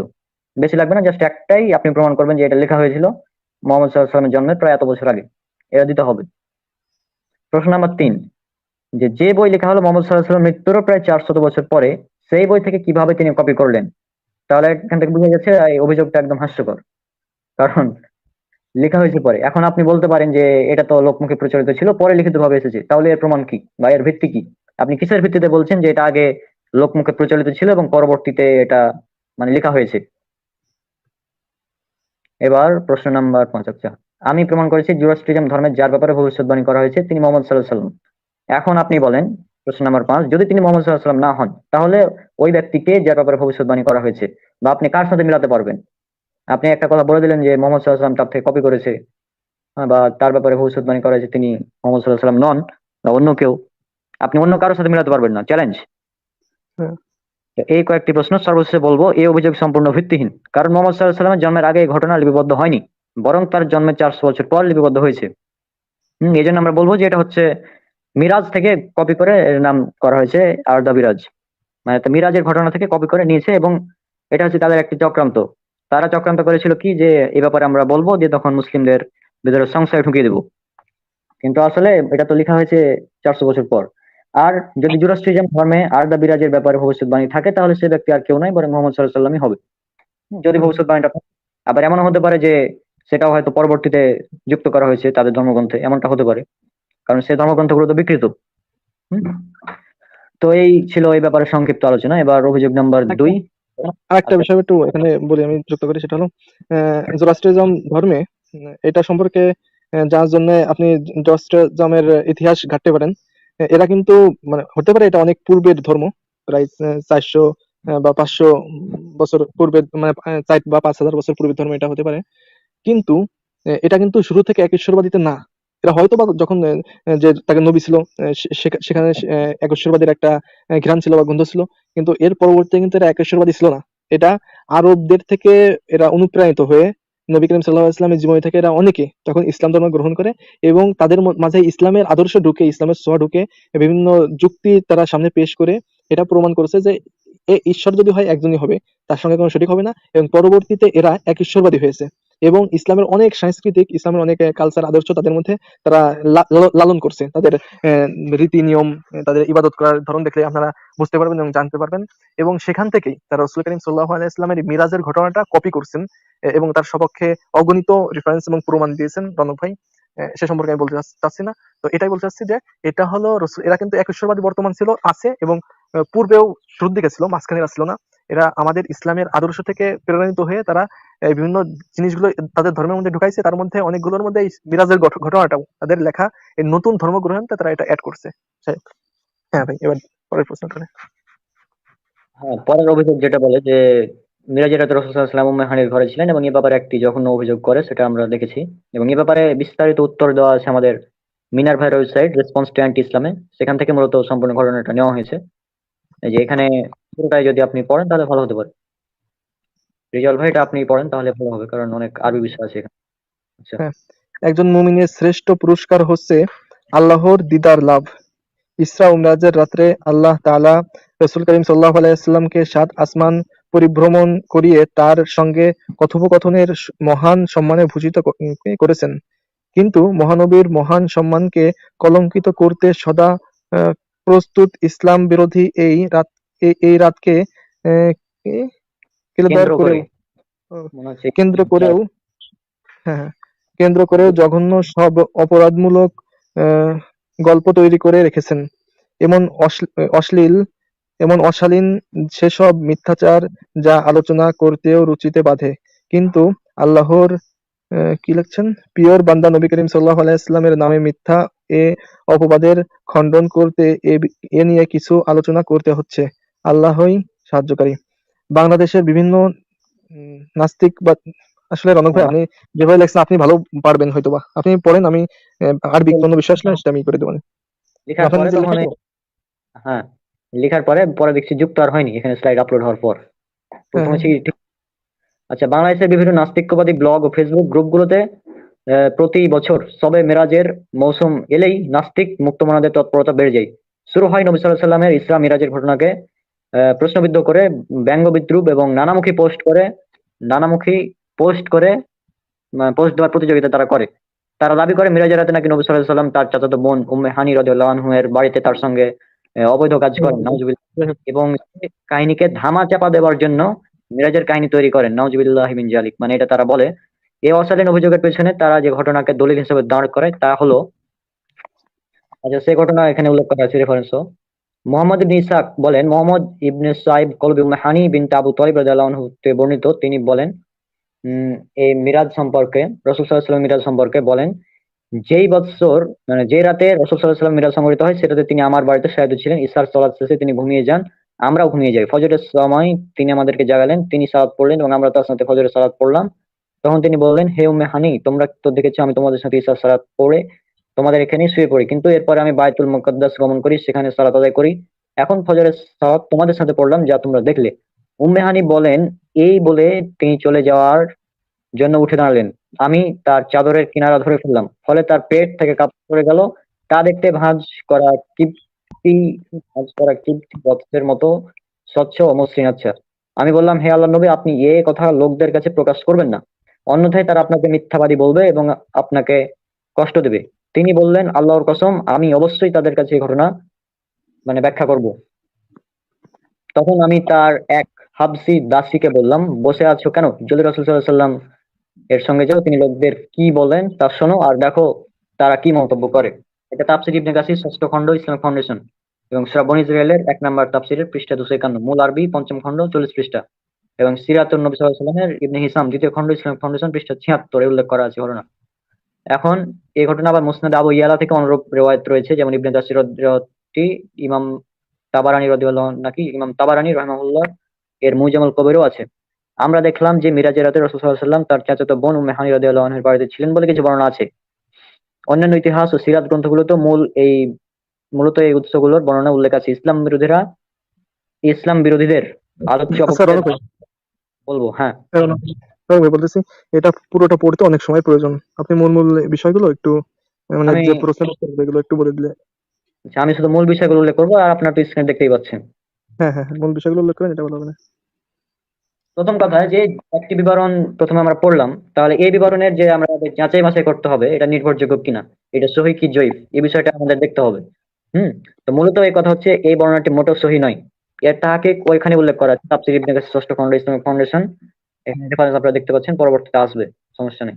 এই যে এখানে ফটো সহ দিয়ে দিয়েছি, এখানে উল্লেখ করা আছে একদম। এখানে দেখলে আপনারা বুঝতে পারবেন যে মুহাদ্দিসগণের নিকট এক কলবি নামক একজন রাবী আছে, তিনি মুহাদ্দিসগণের নিকট বর্জিত। হুম। এখানে আরবিটাও রয়েছে। তাহকিক যদি আপনারা দেখতে চান, ভিডিও পজ করে পরবর্তীতে স্ক্রিনশট নিয়ে জুম করে দেখে নেবেন।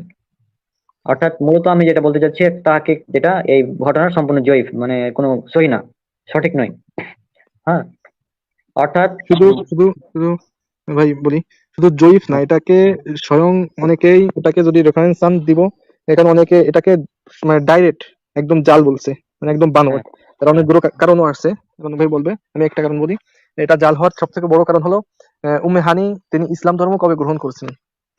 হ্যাঁ, আমরা সবাই ইতিহাস শাস্ত্র থেকে সবাই জানতে পারি যে রাসূল করিম সাল্লাল্লাহু আলাইহি ওয়াসাল্লাম যখন মদিনা থেকে মক্কাতে আসলেন, মক্কা জয় করলেন, তখন মক্কা জয়ের সময় তখন উম্মে হানি ইসলাম ধর্ম গ্রহণ করেছিলেন। কিন্তু মিরাজ সংঘটিত হয়েছিল হিজরতের পূর্বে, মক্কায় যখন রাসূল করিম সাল্লাল্লাহু আলাইহি ওয়াসাল্লাম ছিলেন তখন। তো রাসূল করিম সাল্লাল্লাহু আলাইহি ওয়াসাল্লাম তখনই মিরাজ করেছিলেন, এবং এই হাদিসের মধ্যে বলা হচ্ছে যে উম্মে হানি বলতেছে যে আমাদেরকে সাথে নিয়ে আল্লাহ রাসূল সাল্লাল্লাহু আলাইহি ওয়াসাল্লাম নামাজ পড়লেন, উম্মে হানি সে নিজেও নামাজ পড়ছে। অথচ এটা সর্বজন স্বীকৃত এবং এটা বিশুদ্ধ অসংখ্য রিওয়ায়াতের দ্বারা প্রমাণিত যে রাসূল করিম সাল্লাল্লাহু আলাইহি ওয়াসাল্লাম যখন যে উম্মে হানি রাদিয়াল্লাহু তাআলা আনহা, তিনি ইসলাম ধর্ম গ্রহণ করেছিলেন মক্কা বিজয়ের সময় বা মক্কা বিজয়ের দিন। কিন্তু এখানে বলা হচ্ছে যে তিনি মিরাজের রাত্রে রাসূল তার বাসায় থেকে তার সঙ্গে নামাজ পড়ছে। কিভাবে সম্ভব? একজন মানুষ ইসলামিক ধর্ম গ্রহণ করেনি, সেখানে তার সাথে নামাজ কিভাবে পড়বে? তো এটা, এই বর্ণনাটা সম্পূর্ণ একটা জাল এবং আহ, বানোয়াট একটা ঘটনা। যাই হোক, তারপর রণক ভাই আলোচনা করেন। হ্যাঁ, অর্থাৎ এখানে আমরা বুঝলাম যে মিরাজের রাতে রাসূল সাল্লাল্লাহু আলাইহি ওয়াসাল্লাম উম্মে বাড়িতে ছিলেন, এবং যতগুলো বিবরণ আছে সেগুলো বিশুদ্ধ সনদে বর্ণিত নয়, জাল বর্ণনাগুলো, এক কথায় যেটা বললেন মুজাহিদ ভাই। হ্যাঁ, তাছাড়া এখানে অন্যান্য বিশুদ্ধ বর্ণনার সাথে সাংঘর্ষিক, আমরা সহিহ বুখারী মুসলিমের হাদিসে দেখতে পাই যে তিনি যেখানে ছিলেন, যেখান থেকে মিরাজের যাত্রা শুরু হয়, সেটা আমরা দেখেছি প্রথমেই। তো উম্মে হানি রাদিয়াল্লাহু আনহু ইসলাম গ্রহণের ব্যাপারে বিশুদ্ধ মত উল্লেখ করে ইমাম সাহাবী বলেছেন, উম্মে হানি ইসলাম গ্রহণ বিলম্ব হয় এবং তিনি মক্কা বিজয়ের দিন ইসলাম গ্রহণ করেন। এখানে রেফারেন্স উল্লেখ আছে। মক্কা বিজয়ের দিন উম্মে হানি রাদিয়াল্লাহু আনহা কে ইতিহাসের বিভিন্ন দৃশ্যপটে দেখা যায়, তাকে কেন্দ্র করে বেশ কয়েকটি ঘটনা সিরাত ও ইতিহাসের গ্রন্থগুলোতে বর্ণিত হয়েছে। এই দিনে তিনি ইসলাম গ্রহণ করেন এবং তার, আচ্ছা এগুলো আর পড়ছি না, আমি দেখতেই পাচ্ছেন আপনারা। হ্যাঁ, উম্মে হানি যদি মক্কা বিজয়ের সময় ইসলাম গ্রহণ করে থাকেন, তাহলে তিনি কি করে এক দশকে মিরাজের রাতে রাসূল সাল্লাল্লাহু আলাইহি ওয়াসাল্লাম সালাত আদায় করেন? তিনি তো মুসলিম হননি, যেটা আপনি আলোচনা করেন এখানে উল্লেখ করে দেওয়া আছে। হুম। আচ্ছা, এখানে আমি এগুলো আর পড়ছি না, অনেক টাইম লেগে যাবে এই জন্য। হ্যাঁ, একটু আমি অ্যাড হ্যাঁ, করে দিই ভাই কিছু কথা এখানে। আপনি অ্যাড করে দেন তাহলে হবে। হ্যাঁ হ্যাঁ। তো এখানে আরেকটা বিষয় হলো, রাসূল করিম সাল্লাল্লাহু আলাইহি ওয়াসাল্লাম, তো এটা আমি বললাম যে এটা একদম বানোয়াট এবং ভুল, যেটাকে একদম কি বলো, মিথ্যা একটা বর্ণনা, বানোয়াট একটা হাদিস। এবং এর রাবীরা অনেকে রাবীদের সম্পর্কে বলছে, কয়েকটা রাবীর সম্পর্কে, একটা রাবী না, একটা রাবী বললেই সেটাই জাল বানোয়াট হয়ে যায়। সেখানে কয়েকটা রাবী আছে, 3টে রাবীর সমস্যা আছে। তিনাদের কেউ বলেছেন স্মৃতিশক্তির সমস্যা ছিল, কেউ বলছেন তার মাঝে মধ্যে সে রেওয়ায়েতে কি ঢুকে দিত, মানে মিথ্যা ঢুকে দিত। এবং আরেকটা রাবী সম্পর্কে বলা হয়েছে যে তার বিশুদ্ধতার উপর কোনো নির্ভর করা যায় না, সে বিশুদ্ধ রেওয়াতকারী, এর উপর নির্ভর করা যায় না। তো এইগুলো থেকে বুঝতে পারতেছি যে এটা সম্পূর্ণ বানোয়াট একটা হাদিস। এবং আরো অনেক ওয়ে রয়েছে এটা বুঝার। যেরকম দেখেন, অন্য অন্য হাদিসে বিশুদ্ধ বর্ণনায় বুখারীর মধ্যে আল্লাহ রাসূল সাল্লাল্লাহু আলাইহি ওয়াসাল্লাম মিরাজের ঘটনায় বলা হচ্ছে যে রাসূল কারীম সাল্লাল্লাহু আলাইহি ওয়াসাল্লাম তখন মসজিদে আকসায় যখন তিনি গিয়েছিলেন মিরাজের রাত্রে, তিনি হেরেমের মধ্যে শুয়েছিলেন, মানে মক্কার কাবা ঘরের পাশে, হেরেমের পাশে তিনি শুয়েছিলেন, অনেক হাদিসে এটা বলা হচ্ছে। অথচ উম্মে হানির একটা রিওয়ায়াত থেকে শুধুমাত্র বোঝা যাচ্ছে যে এখানে রাসূল সাল্লাল্লাহু আলাইহি ওয়াসাল্লাম তার ঘরে শুয়েছিলেন। হ্যাঁ, অথচ বিশুদ্ধ হাদিস, মানে যেখানে জয়ীফ হাদিস, দুর্বল বানোয়াট হাদিস, আর এক জায়গায় হচ্ছে সহিহ হাদিস। তাহলে বলেন, এটা এখানে তো একটা পাগল মানুষও বুঝতে পারে যে কোনটা গ্রহণযোগ্য। এটা এই চোখ বুঝেই বুঝতে পারতেছি যে সহিহ হাদিসটা গ্রহণযোগ্য, ওনার ওটা পরিত্যক্ত, বাদ। তার অনেক কারণ আছে, আরো বহু কারণ আছে, সংক্ষেপে বলতেছি। তারপর দেখেন, এটা এটা তো বানোয়াট, সেটা একটা দিক গেল। তারপর আরেকটা বিষয় হলো, যদি আমি মেনে নিই কিছু সময়ের জন্য যে ওটা না সহিহ হাদিস, কিছু সময়ের জন্য মেনে নিলাম যে এটা সহিহ হাদিস, তাহলে দেখেন, প্রথম তো কথা, আমরা জানি যে উম্মে হানি রাদিয়াল্লাহু তাআলা আনহা তিনি আবু তালেবের কন্যা ছিলেন। মানে ছোটকাল থেকে তিনি তার নিজের মুহাম্মদ সাল্লাল্লাহু আলাইহি ওয়াসাল্লামের সাথে ছোটকাল থেকে লালিত পালিত হয়েছেন। কেমন যেন ছোটকাল থেকে দেখেন, যদি আমরা মানে একসাথে সাথে ছোটকাল থেকে লালিত পালিত হয়ে একদম বোনের মতনই হয়ে যায়, ভাইয়ের মতো হয়ে যায়। তিনটা ছিলেন ভাই বোনের মতো। দেখেন, সেটা একটা গল্প কথা বলি। সেটা হলো, মনে করেন আপনি ছোটকাল থেকে আপনার চাচাতো বোনের সাথে, একটা লোক, যে কেউ হতে পারে সেটা, একটা লোক ছোটকাল থেকে তার চাচাতো বোনের সঙ্গে সে লালিত পালিত হয়েছে।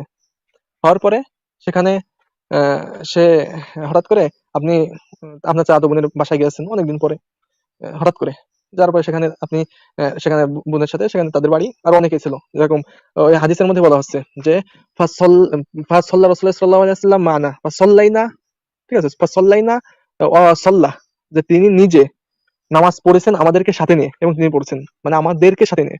এটা দ্বারা কি বোঝাচ্ছে? এটা দ্বারা তো এটাই বোঝাচ্ছে যে আমাদের সাথে নিয়ে, অর্থাৎ ঘরে আরো অনেক লোক ছিল, মানে উম্মে হানির ঘরে আরো অনেক লোক ছিল এবং রাসূল ছিল, একসাথে থেকে আমরা নামাজ পড়ছি। তো দেখেন, একটা স্বাভাবিক বিষয়, আপনি আপনার চাচাতো বোনের বাড়িতে ঘুরতে গেছেন, যে একটা থেকে আছেন, আপনার অনেক চাচাতো বোনের অনেক শ্বশুর শাশুড়ি অনেক লোক আছে। আপনার ভাই একটা সুস্থ মানুষের বিবেকে কখন এই মাথায় মাথায় কখন আসবে যে সে যে ওখানে এত বছর পরে যে ওর নাউজুবিল্লাহর বোনের সঙ্গে যে খারাপ কাজে লিপ্ত হয়েছে, কখনো এই জিনিসটা কখনো মাথায় আসবে? কখনোই আসবে না। তো একটা সুস্থ মানুষের কখনো আসবে না। যারা অসুস্থ নাস্তিক তাদের কথা ভিন্ন। অথচ তারা এখানে কি লাগিয়ে দিল হুমায়ুনের সম্পর্কে? দেখেন, তখন যখন রাসূল করিম সাল্লাল্লাহু আলাইহি ওয়াসাল্লাম রাসূল করিম সাল্লাল্লাহু আলাইহি ওয়াসাল্লাম যখন মিরাজ করছিলেন, যখন এই ঘটনাটা ঘটছিল, পৃথিবীতে একটা রিওয়ায়াত বা একটা ইতিহাসের পৃষ্ঠাতে আপনি দেখাতে পারবেন না যে তখন কোনো মুশরিক, কোনো কাফের, বেঈমান, কোনো মুনাফিক এই কথা বলছে যে রাসূল মিরাজ না করে এই রাত্রে অমুক জায়গায় ছিল। কেউ এই কথাটা বলে নাই। কারণ সকলেই জানতো রাসূল ওই রাত্রে উম্মে হানির বাড়িতে না, বরং ওই রাত্রে তিনি আহ, মানে এসের মধ্যে, কাবার হেরেম শরীফের মধ্যেই তিনি ছিলেন। এটা সকলেই জানতো, যার কারণে এই কথাটা কেউ বলে নাই। কিন্তু বর্তমান কিছু বঙ্গ কি বলবো, ন্যাস্টিক, নাস্তিক না ন্যাস্টিক, এই কিছু ন্যাস্টিক এসে এখানে এই কথা লাগিয়ে দিল। হ্যাঁ, আর একটা বিষয় হলো, আমি আজকে ফেসবুকে একটা পোস্ট করেছে একজন, দেখি সেখানে সে লিখছে যে মিরাজে কি হয়েছিল কেউ না জানুক, সেটা জানে উম্মে হানি, না এরকম কি একটা ভালো মিল দিয়ে লিখছে উনি। তো একটা মানুষ কতটা নির্বুদ্ধিতা হলে এমন একটা কথা বলতে পারে যে রাসূল সাল্লাল্লাহু আলাইহি ওয়াসাল্লাম সেখানে কি করছিল। দেখেন, ও ফেসবুকে পোস্টে লিখছে, নিয়ে আসে একটু। ও ফেসবুকে লিখছে, মিরাজ নামে চাপাবাজি কিসসা কাহিনী, মিরাজের ভেদ জানে উম্মে হানি। বুঝতে পারছেন না? মিরাজ নামে চাপাবাজি কিসসা কাহিনী, মিরাজের ভেদ জানে উম্মে হানি। কাদের মোল্লা সে লিখছে। তো এদের কি বলবো, নিতে হবে না, সবাই জানে। আমি ওনারা লিঙ্ক দিচ্ছি, দিয়ে বলতে আছেন যুক্ত হন, হয়ে একটু আসেন, আলোচনা করে এই বিষয়ে। ওর কাছে আপনাকে আপনার যুক্তি আলোচনা করা লাগবে না, সবাই জানে এই বিষয়ে। কি জানে? সবাই কি জানে? এই হাদিসটার মধ্যে কোথাও এই কথা বলা হয়েছে? সেটাই তো, মানে একমাত্র যারা মানে, উম্মেহানি উম্মেহানি হ্যাঁ, কি জানে? উম্মেহানি কি জানে? উম্মেহানি সুন্দর সুস্থ ভাবে একটা বর্ণনা করেছে, আমি ধরে নিলাম সেটা আহ, শুদ্ধ ধরে নিলাম, তিনি সুস্থ ভাবে একটা বর্ণনা করেছেন। কিন্তু অসুস্থ ভাবে, এই অসুস্থ দিমাগের অধিকারীরা অসুস্থ ভাবে কেন নিচ্ছে? রাসূল কারীম সেটাই তো। সাল্লাল্লাহু আলাইহি ওয়াসাল্লাম সুস্থ ভাবে সুস্থভাবে মেহেদিটা বর্ণনা করতেছেন, তিনি আমার বাসায় ছিলেন সেদিন রাত্রে, তিনি শুয়ে পড়ছেন, তিনি নামাজ পড়লেন, ঈশান নামাজ, আমাদেরকে সাথে নিয়ে নামাজ পড়লেন, মানে ঘরে আরো অনেকে ছিল, আমাদেরকে সাথে নিয়ে নামাজ পড়লেন। নামাজ পড়ার পরে তিনি সেখানে ঘুমিয়ে পড়লেন, এবং সকালবেলা তিনি উঠলেন, উঠে বললেন ঘটনা এই ঘটনা। আমি বললাম, হে আল্লাহ রসুল, আপনি এই গল্পগুলো বাইরে প্রকাশ করেন না, তাহলে ওরা এটা বিশ্বাস করবে না এবং আপনাকে কষ্ট দিবে। তখন তিনি তার মানে কৃতদাস, তার বাদী ছিল একটা উমাহানির, বাদীরা বলতেছে যে যাও বাদী, তুমি যাও, মোহাম্মদ দেখো কি করে, সাল্লাল্লাহু আলাইহি ওয়াসাল্লাম, দেখো তিনি কি করে, তাকে কি কেউ কষ্ট দেয় কিনা, সে কি বলতেছে সমাজকে। হ্যাঁ, তো এখান থেকে বুঝতে পারি সেখানে একজন কৃতদাস ছিল, স্পষ্ট বলা হচ্ছে। তারপরে এই অসুস্থ দিমাগের অধিকারীরা কত নোংরা, এবং যাদের মানে যাদের সেক্স প্রায় যাদের পেশা, ঠিক আছে, হুম মানে যৌন লোভী, এরা তো যৌনতার দিকেই নেবে এগুলোকে। হুম যাদের কাছে কি পর্ণ তারকা হওয়া হচ্ছে ইঞ্জিনিয়ারের মতো সম্মানের পেশা, তারা তো এরকম করবে, এটা সব। হ্যাঁ, হ্যাঁ, হ্যাঁ, এই তো। হুম হ্যাঁ, এই বিষয়টা নিয়ে আরেকজনের কোনো আলোচনা থাকে আপনি বলেন রনিক ভাই। এখানে আর তেমন মূল বিষয়গুলো ক্লিয়ার হয়ে গেছে।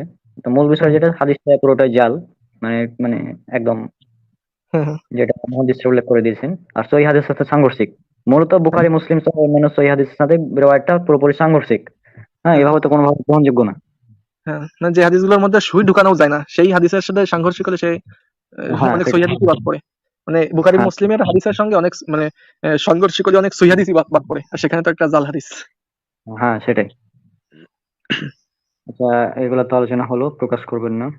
আচ্ছা, এখানে যে আলোচনা হলো, যে ধরা যাক এখানে আছে উদাহরণ দিয়েছেন একটি, মানে ধরা যাক একজন মানুষ শিশুকাল থেকে তার চাচার বাড়িতে ভাই বোনদের সাথে বেড়ে উঠেছেন। বড় হবার পর একদিন তিনি তার চাচাতো বোনের বাড়িতে বেড়াতে গেলেন। বাড়িতে অন্যরাও ছিল। রাতের বেলা তিনি সে বাড়িতে ঘুমালেন। আচ্ছা, এখানে কি আপনারা কোনো অস্বাভাবিকতা বা অশ্লীলতা দেখতে পাচ্ছেন? গল্পের লোকটির মধ্যে কোনো মানে কি লম্পট, মানে হ্যাঁ লুচ্চামি দেখতে পাচ্ছেন কিনা এখানে? এই গল্পের মধ্যে এটা একজন মানুষের কথা বলা হচ্ছে। হুম, হ্যাঁ, এটা সুস্থ গল্প, এর মধ্যে কোনো অসুস্থতার তো কিছু নাই। সেটাই। সুস্থ স্বাভাবিক মানুষ এই গল্পে কি এমন ধরবে? কিন্তু এই বাংলার নাস্তিক্য মুক্তমানা, মানে যেগুলো আপনি বলেন সেগুলো এখানে উল্লেখ করা আছে, মূল কথা। হ্যাঁ, হ্যাঁ, কথা আছে যে ফুল থেকে মৌমাছি মধু নেই আর ভীমরুল নেই বিষ, তো এরা হচ্ছে ভীমরুলের মতো, যারা দারুণ দারুণ লাগলো ভাই, আসলেই সত্যি বিমরুল নেই বিষ। তা এটা হচ্ছে, এরা হচ্ছে ভীমরুলের মতো, একটা ভালো ঘটনাকে এরা ঘুরিয়ে পেঁচিয়ে বানিয়ে দেবে। হ্যাঁ, হ্যাঁ, আচ্ছা, আলোচ্য রেওয়ায়তের শেষে আবার উল্লেখ আছে রাসূলুল্লাহ সাল্লাল্লাহু আলাইহি ওয়াসাল্লাম বের হয়ে গিয়ে লোকদেরকে ঘটনা জানালেন। তারা বিস্মিত হলো, বলল হে মোহাম্মদ, যে সত্য প্রমাণ ঘটনা তো আমরা কোনোদিনও শুনিনি। তিনি বললেন, প্রমাণ এই যে আমি অমুক অমুক জায়গায় একটি কাফেলার পাশ দিয়ে যাচ্ছিলাম। মানে তিনি কাফেলার পাশ দিয়ে যাচ্ছিলেন, তাদের উটটি হারিয়ে গিয়েছিল এবং রাসূলুল্লাহ সাল্লাল্লাহু আলাইহি ওয়াসাল্লাম উটের সন্ধান দিয়েছিলেন। হ্যাঁ, আমি তখন হ্যাঁ, সামনের দিকে যাচ্ছিলাম, এরপর সেখানে ফিরে আসার পথে, আচ্ছা মানে এই ঘটনাটা উল্লেখ করা আছে এখানে।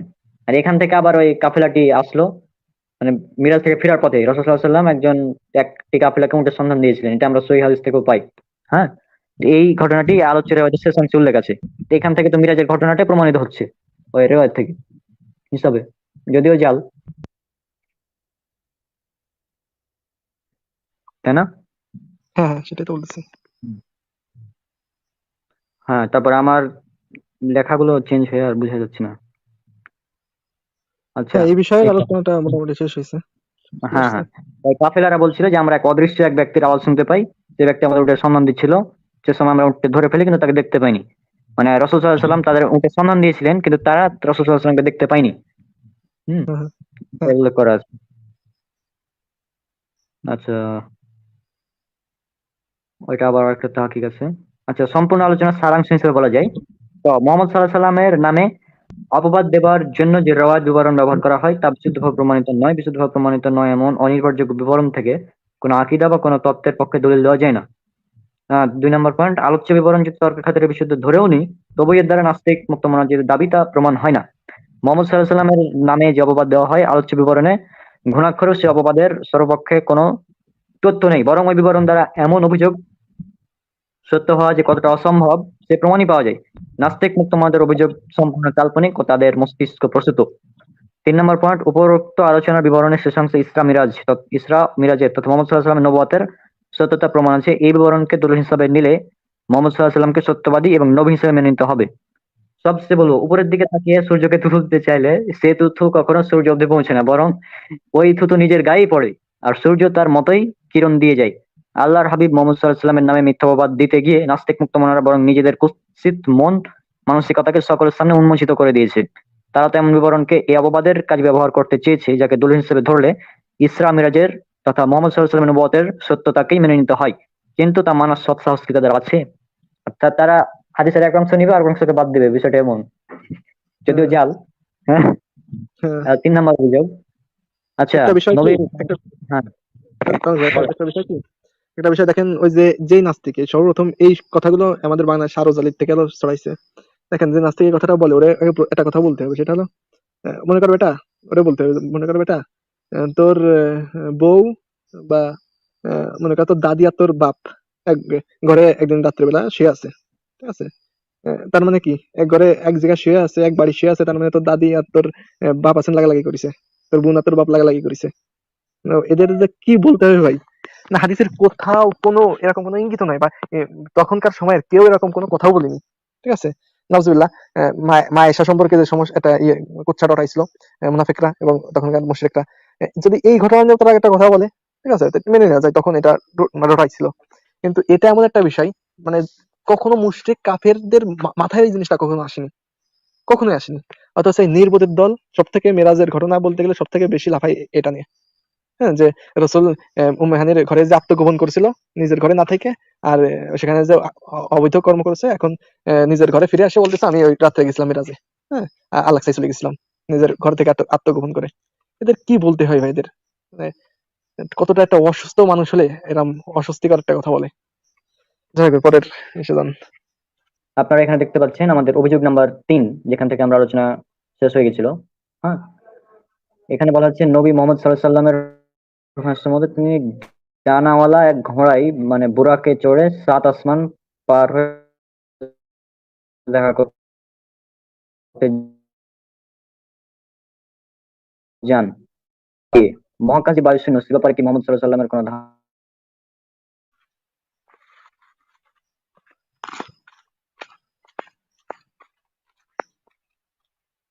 রনক ভাই, হ্যালো,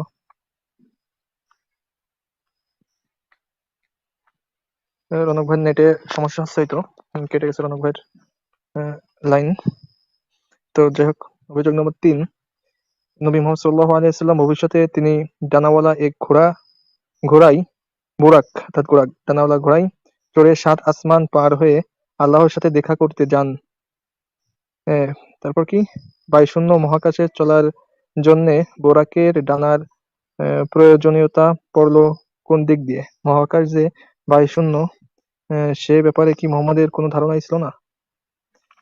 এখানে আসলে আলোচনাটা রনক ভাই করতে চাচ্ছিল, কিন্তু লাইন কেটে গেছে ভাই। হ্যাঁ, রনক ভাই আসছে। রনক ভাই, হ্যাঁ, ওই যে আমার নেটের সমস্যা চলছে, তো ওই জন্য এরকম হলো আর কি। হুম। হ্যাঁ, হ্যাঁ, হ্যাঁ, এখানে বলা হচ্ছে যে পশ্চিমা ইসলামের সমালোচকদের মধ্যে এই অভিযোগটি অত্যন্ত জনপ্রিয়। রিচার্ড ডকিংস সহ অনেক মানে নাস্তিক তারা ইসলামের বিরুদ্ধে এই অভিযোগটা করে থাকে এবং এটা নিয়ে হাসি ঠাট্টা করে। আর বঙ্গীয় নাস্তিক সমাজে এই অদ্ভুত অভিযোগ উত্থাপনের অন্যতম কি হোতা হচ্ছে আরজ আলী মাতব্বর। যাই হোক, এগুলো না পড়ি আর। তো এটা হচ্ছে মূল কথা, তার অভিযোগ এটা করে। এখন অভিযোগের খণ্ডনের পূর্বে এটা বলে রাখি, ইসলামী আকীদা অনুযায়ী আমরা মুজিজা বা কি এটা কারামতে বিশ্বাস করি। যদি কোরআন বা সহিহ হাদিস দ্বারা এটি প্রমাণিত হয় যে নবী মুহাম্মদ সাল্লাল্লাহু আলাইহি সাল্লাম, আচ্ছা এটা যদি আমরা ওয়েবসাইট থেকে পড়ি তাহলে মনে হয় ভালো আসবে, কারণ এখানে লেখাগুলো ক্লিয়ার না। হ্যাঁ, হ্যাঁ। আমি দেখি ওয়েবসাইটে ওপেন করি, তো তখন আসছি। আপনি তো তখন কিছু বলতে পারেন এই ব্যাপারে, যতক্ষণ ওপেন করি আমি, আপনি বলতে হ্যাঁ, পারেন। আমি তো যে, আচ্ছা, আচ্ছা। হ্যাঁ, রনক ভাই যে কথাটা বলতেছিল, যে প্রশ্নটা নিয়ে আসছে, এর তো বিস্তারিত উত্তর আছে, কিন্তু মানে আমার কাছে একটা সব থেকে সুন্দর একটা এর উত্তর ভালো লাগছে, সেটা হলো প্রথমেই তো রাসূল আকরাম সাল্লাল্লাহু আলাইহি ওয়াসাল্লামের যে প্রশ্ন করা হচ্ছে ডানাওয়ালা ঘোড়ার কথা, এটা আমি গতকালকে বলছি। সেটা হলো, স্পষ্ট হাদিসে কোথাও এটা বলা নাই যে তার ডানা ছিল, ঘোড়া ঘোড়া সেটা সেটা ছিল একটা ঘোড়া এবং তার ডানাওয়ালা। হ্যাঁ, এভাবে কোথাও বলা হয়নি। গতকাল আমি বলছি, এই জন্য আসছে রনক ভাই। হ্যাঁ, রনক ভাই পড়ে শোনান।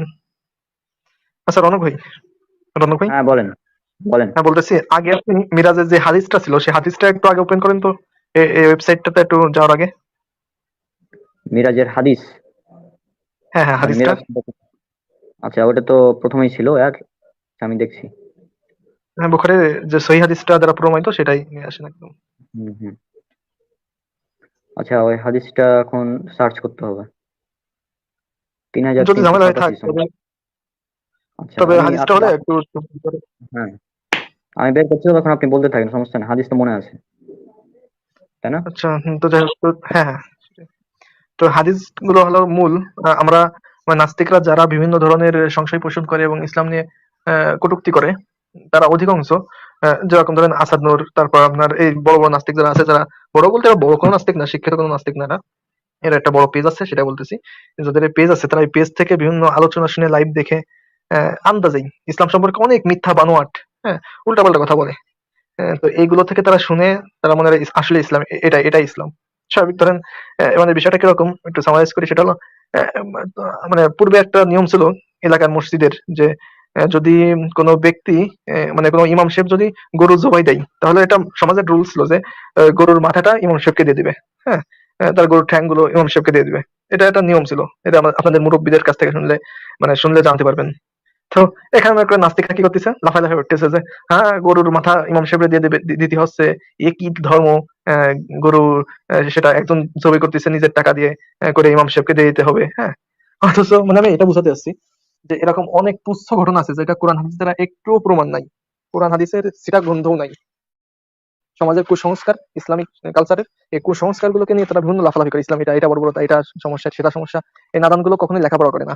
লেখাপড়া করে কখনোই এই কথাগুলো বলে না। এরা আন্দাজে হুদাই লাফাই বেড়ায়।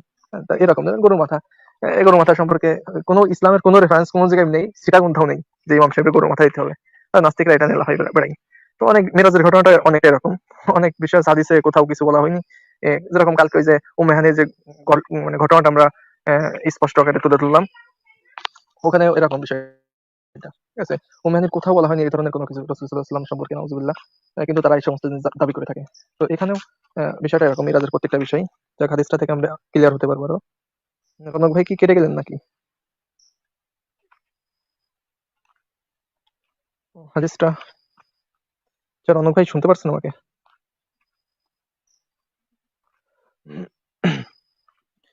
তো যাই হোক, তো এটা হলো বিষয় যে রনক ভাই। ওই যে আমার ফোনে নেটের সমস্যা করছে, তো ওই জন্য বারবার বের হয়ে যাচ্ছে। আমি ওটা বের করার আচ্ছা, চেষ্টা করছি, আপনি বলতে থাকেন, সমস্যা নেই। হুম। হ্যাঁ। তো মিরাজের এই ঘটনাটা হলো এরকম, মিরাজের প্রত্যেকটা বিষয় নেই। শুধু মিরাজ না, ইসলামের যত অভিযোগ আছে, যত জিনিস সম্পর্কে, সব অভিযোগগুলোর মধ্যে এই সমস্যাগুলো। তারা আসলে মূল ইসলামের যে মূল অথরিটি, মূল সোর্স যেগুলো থেকে ইসলাম এসেছে, মনে করেন কোরআন এবং হাদিস আমাদের মূল উৎস। হ্যাঁ, তো এই কোরআন হাদিসের মানে কোথাও কোনো সিটা ফোটাও নাই যেখানে সেই সমস্ত মানে অকাঙ্ক্ষিত একটা ঘটনা নিয়ে এসে তারা এগুলোকে বলে যে এগুলো ইসলামের একটা অংশ, ইসলামের একটা পার্ট, ইসলামের একটা বর্বরতা। তো ইসলামের সাথে এর কোনো সম্পর্ক নাই। তো এই যে আহ, মনে করেন মিরাজ হোক, দাস প্রথা হোক, তারপরে এই ধরনের আরো যত টপিক আছে, হুম, দেখবেন যত এদের অভিযোগ সব জয়ীফ, জাল, বানোয়াট হাদিস এনে এনে ইসলাম সম্পর্কে বিভিন্ন প্রশ্ন স্থাপিত করে। অথচ ইসলাম ও সম্পর্কে মানে ফিরেও দেখে না, যেগুলো জাল। এমনকি মানে কি বলবো, যেগুলো মৌজু হাদিস, ঠিক আছে, তার তো কোনো আহ, গ্রহণযোগ্যতাই নেই ইসলামে। আর সহি থেকে একটু নিম্ন পদেরও যেগুলো আছে সেগুলোকেও সেভাবে ইসলামে গ্রহণ করা হয় না। আর যেগুলো আপনার একদম বানোয়াট, কালকে যেটা বলছিলাম উমহানির যে হাদিসটা একদম বানোয়াট হাদিস, সেটাই না ইসলামের উপর অভিযোগ করে বসে আছে। তো এই বিষয়গুলো এরকম। হ্যাঁ, রনক ভাই। হ্যালো রনক ভাই। হ্যাঁ হ্যাঁ, বলেন। হ্যাঁ, তো আপনার নেটে কি সমস্যা সমস্যা আছে প্রচুর নাকি? নেটের প্রচুর সমস্যা হচ্ছে, আচ্ছা আমি দেখছি, সমস্যা নেই, ঠিক করা যাচ্ছে না। আচ্ছা, যাই হোক, হাদিস হাদিস না পাইলে সমস্যা নেই, আপনি আলোচনা করেন এই বিষয়টা নিয়ে একটু এই যে আলোচনা করেন। কাজের সম্মত আসছে কিনা দেখতে পান।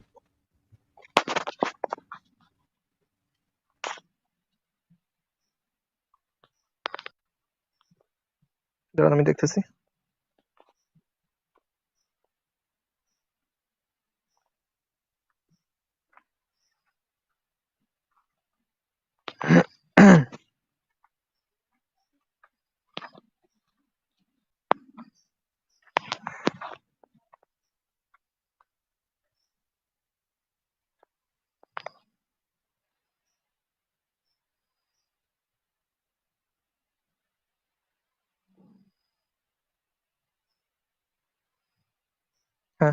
এখানে দেখেন ইসলামের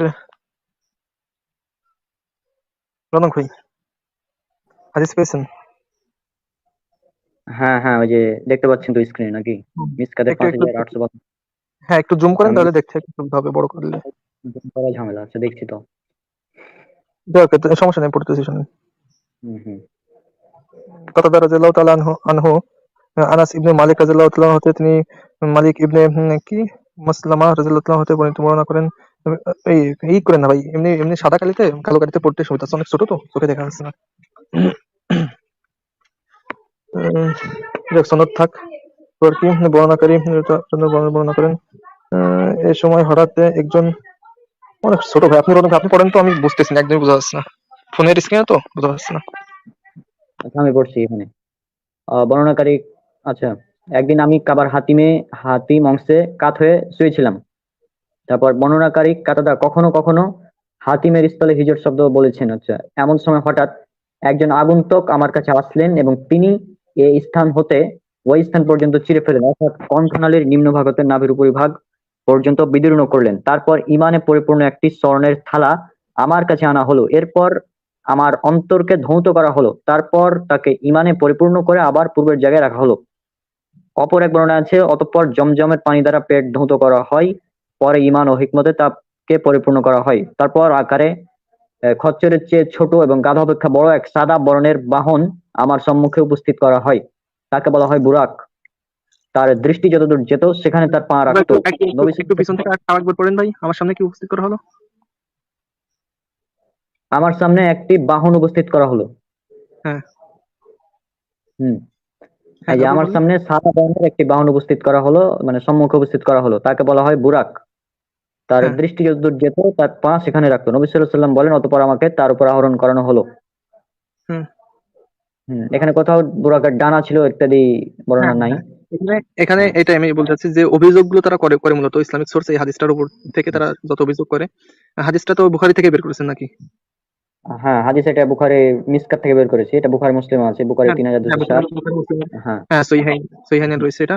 যার মধ্যে আমি তো বলছি হ্যাঁ বুখারী, বিশেষ করে বুখারীর মধ্যে চুল ঢুকানোরও কোনো সুযোগ নাই। চোখ বুঝে এটা হ্যাঁ সহিহ হাদিস। যদি অন্য হুম, গ্রন্থগুলোতে একটু জয়ীফ হাদিস পাওয়া যায় সেগুলো পরিত্যাজ্য এই হাদিসের কাছে। তো আমাদের আসলে আলোচনার শুরুতেই এটা আগে সামারাইজ করার প্রয়োজন ছিল, এটা একটু ব্যাখ্যা করার প্রয়োজন ছিল যে এখানে হাদিসে কোথাও বলা হয়নি যে রাসূল সাল্লাল্লাহু আলাইহি ওয়াসাল্লাম কোনো ঘোড়া, তারা যে বিভিন্ন চিত্র অঙ্কন করে নাস্তিকরা, অঙ্কন করে করে নিয়ে আসে যে একটা ঘোড়া তার দুটো ডানা রয়েছে। আল্লাহ রাসূলকে এখানে বলছে যে সেটা ঘোড়া ছিল এবং তার দুটো ডানা ছিল, এই ধরনের কিছু। তিনি বলছেন যে একটা বাহন নিয়ে আসা হলো আমার কাছে। সেটা ছিল ঘোড়া থেকে ছোট এবং খচ্চর বা গাধা থেকে বড়।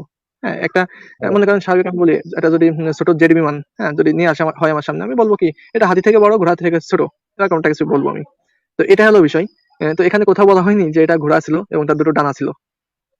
এটা না রনক ভাই, হ্যাঁ হ্যাঁ, এটা হচ্ছে তারা ওই জবাবে। হ্যাঁ, তারা যে মূল অভিযোগটা নিয়ে আসে, এই অভিযোগটা আসে কোথা থেকে? এটা ডানা হুম, ওলার কথা নিয়ে আসে, যে আপনি যে অভিযোগটা নিয়ে আসছেন যে বায়ুশূন্য স্থানে ডানা নিয়ে সে উড়বে কিভাবে? আমি কালকে বলছিলাম যে যদি সে বায়ু শূন্য হতো পৃথিবীটা, তাহলে পাখিগুলো নিচে পড়ে যেত এবং বিমান উঠতে পারতো না। হ্যাঁ, তো হ্যাঁ, হ্যাঁ। আমরা কি বলছি কোথাও যে আমাদের ডানা ছিল বা কোনো পাখা ছিল? আমরা কোথাও বলি না, আমাদের কোনো ইসলামিক সোর্সেও এই ধরনের কোনো দাবি করা হয়নি। তাহলে কেন নাস্তিকরা এই ধরনের মানে উদ্ভট প্রশ্ন করে? হুম। আর এখানে বলা হয়েছে যে হাদিসের বর্ণনা থেকে বোঝা গেল রাসূল সাল্লাল্লাহু আলাইহি ওয়াসাল্লাম সিরাতে বুরাক নামক জন্তুর পিঠে করে মক্কা থেকে বায়াতুল মুকাদ্দাস পর্যন্ত গমন করেন। রাসূলুল্লাহ সাল্লাল্লাহু আলাইহি হ্যাঁ ওয়াসাল্লামের আসমানে উদাহরণ হয় এর পরে। এই আসমানি উদাহরণের কোন বাহনের মাধ্যমে হয়, চলুন আমরা হাদিস থেকে জেনে নিই। অর্থাৎ আসমানে যে তারা বলে যে আসমানে ভ্রমণ করেছিল বুরাকে করে, এটা কিন্তু সঠিক নয়। হুম। এখানে বলা হয়েছে যে রাসূল সাল্লাল্লাহু আলাইহি ওয়াসাল্লাম শুনছি বায়তুল মুকাদ্দাসের কাজ শেষ হবার পর আমার সামনে একটি সিঁড়ি উপস্থিত করা হলো। আমি এমন সুন্দর জিনিস আর কখনো দেখিনি। এটাই সে বস্তু যার দিকে তোমাদের মতো ব্যক্তিরা মৃত্যুকালে বিস্ফোরিত নেত্রে তাকিয়ে থাকে। আমার সঙ্গী জিবরাইল আলাইহিস সালাম আমাকে তার উপর সওয়ার সওয়ার করালো। সেটি আমাকে নিয়ে আকাশের একটি দরজায় উপনীত হলো, যার নাম বাবুল হাফাজা, অর্থাৎ প্রহরীদের ফটক। হ্যাঁ, যেখানে সিঁড়ির কথা বলা হচ্ছে। হ্যাঁ হুম উম, হ্যাঁ, এটাই যে এখানে উম, আসলে যে সমস্ত প্রশ্নটা মূল প্রশ্ন থেকে যে আলোচনাটা আসছে, এখানে এ ধরনের কোনো কথাই বলা হয়নি হাদিসে। হ্যাঁ, যে রসুল কি বলেন, এমনি রসুলের যে ইসরাটা ছিল তাতে রসুল মক্কা থেকে মসজিদ আকসা পর্যন্ত তিনি যে সাই করেছিলেন, এটা ছিল বুরাক নামে একটা বাহনের উপরে। হ্যাঁ, কিন্তু ওখান থেকে হ্যাঁ বায়ুশূন্য স্থানে যে রসুল সাল্লাল্লাহু আলাইহি ওয়াসাল্লাম বুরাকে করে গেছেন এটা কিন্তু বলা হয়নি। বলা হয় এটা একটা সিঁড়িতে উঠানো হলো তাকে। এবং সিঁড়িটা কি হতে পারে গতকাল ব্যাখ্যা করেছিলাম, হতে পারে সেটা ওয়ার্মহোল সিস্টেমের মানে বর্তমান পরিভাষায় এরকম কিছু একটা ছিল। আর ওয়ার্মহোলের অস্তিত্ব এটা আমাদের বায়ুমণ্ডলের বাইরে হতে হবে বা ভিতরেই হতে হবে এরকম কিছু না। এটা ভিতরে হতে পারে, বাইরেও হতে পারে। হ্যাঁ হ্যাঁ না, এখানে তো কখনোই বলা হয়নি যে বায়ুশূন্য স্থানে আকাশে যাওয়ার সময় তিনি পাখা বা ডানাওয়ালা কিছুতে গেছিলেন, এরকম তো কিছু বলা হয়নি। হ্যাঁ, সেটা হচ্ছে মূল কথা, যেখানে সিঁড়ির কথা বলা হয়। কিন্তু তারা বলে যে না, বুরাকে করে গিয়েছিল, এরকম কোনো বর্ণনা আমি পাইনি পর্যন্ত, মানে হাদিসে। মানে তাদের তো অভিযোগ সব ওই জাল এবং জয়ীফ হাদিস থেকে আসে বেশিরভাগই।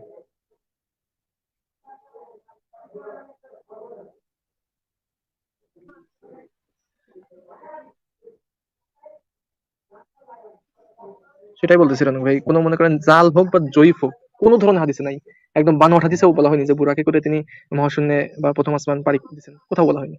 সব হাদিসে, এমনকি জয়ীফ হম হাদিসেও বলা হয়েছে যে তিনি এই মক্কা থেকে মসজিদ আকসা পর্যন্ত, অর্থাৎ মসজিদে হারাম থেকে মসজিদ আকসা পর্যন্ত তিনি এসে করে গেছেন বুরাক নামক এক বাহনে। কিন্তু সেটা যে এই বর্তমান যারা এই বিভিন্ন চিত্রকে দাবি করতেছে যে একটা ঘোড়া তার দুটো পাখা দিয়ে দিচ্ছে, হম, যে এই পাখাই করে গেছে, এই ঘোড়াই করে গেছে, এই এই কথাটা তারা কোথায় পেলো?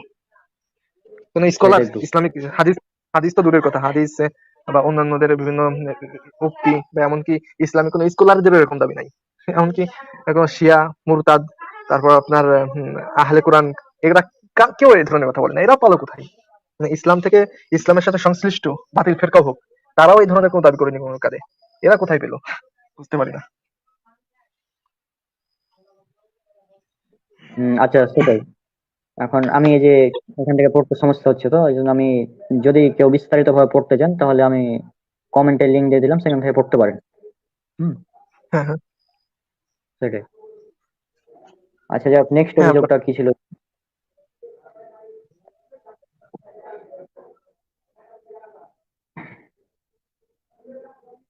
এই অভিযোগ অলমোস্ট কমপ্লিট আমাদের। এরপর সম্ভবত ছিল 50 অক্ট থেকে 5 অক্ট করা হলো, এটা থেকে আল্লাহর সিদ্ধান্ত পরিবর্তন হয়েছে, এরকম ছিল।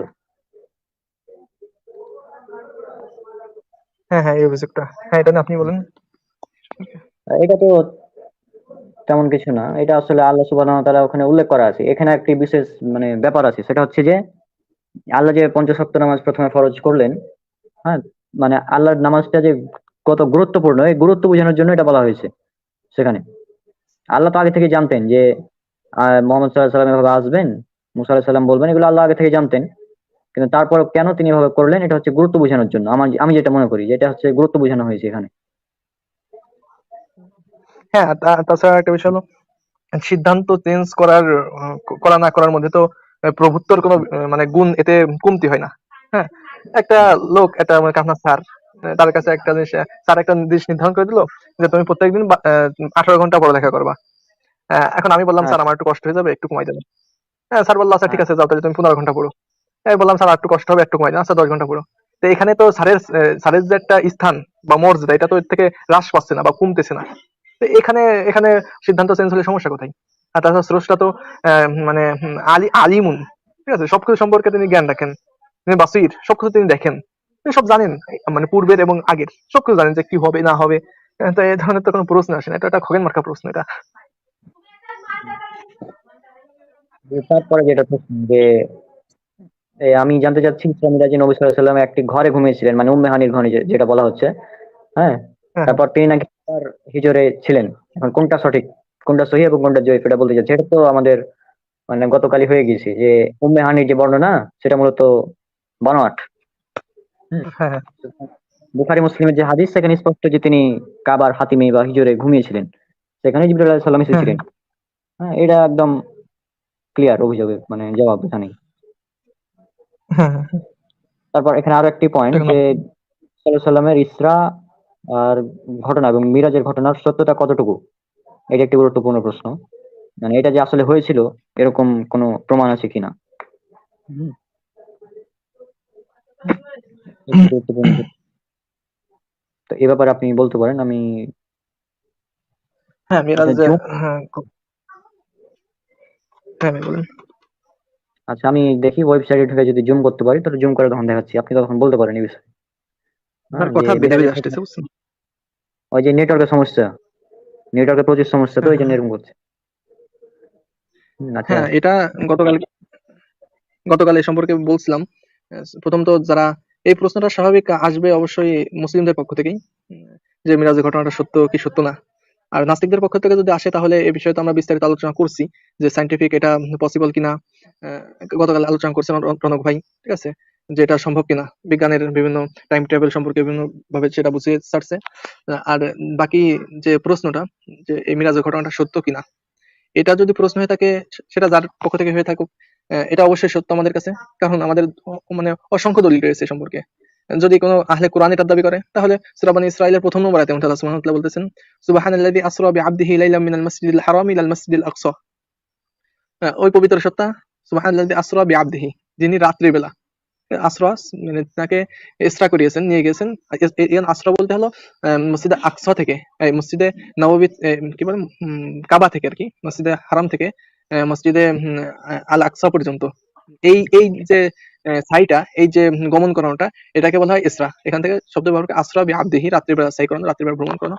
আসরা বি আবদিহি লাইলাম, তার বান্দাকে তিনি ইসরা করিয়েছেন লাইলাম, রাত্রে। আসরা বি আবদিহি লাইলাম মিনাল মাসজিদিল হারামি ইলাল মাসজিদিল আকসা, মসজিদে হারাম থেকে মসজিদে আকসা আকসা পর্যন্ত। এটা মানে স্পষ্ট কোরআনের আয়াত, এখানে তো কোনো হওয়ার সম্ভাবনা নাই। যারা আহলে কোরআন তারাও এটা মানতে বাধ্য। আর হাদিসে তো অসংখ্য হাদিস রয়েছে মেরাজ সম্পর্কে। এবং আরেকটা প্রশ্ন আসতে পারে যে এটা রাসূলের স্বপ্নযোগে হয়েছিল নাকি সশরীরে হয়েছিল। এটাও হাদিস দ্বারা প্রমাণ দেওয়া হয়েছে যে এটা সশরীরে হয়েছিল। কারণ এটা এটা সে ধরনের আমি প্রশ্ন মনে করি না এটাও। মানব ভাই। হ্যাঁ আচ্ছা, আপনি কি এবার স্ক্রিনে দেখতে পাচ্ছেন স্পষ্ট? হ্যাঁ হ্যাঁ হ্যাঁ মানে একটু জুম করলাম। এখানে এটার হ্যাঁ বিস্তারিত উত্তর দেওয়া আছে। অনেক বড় উত্তর।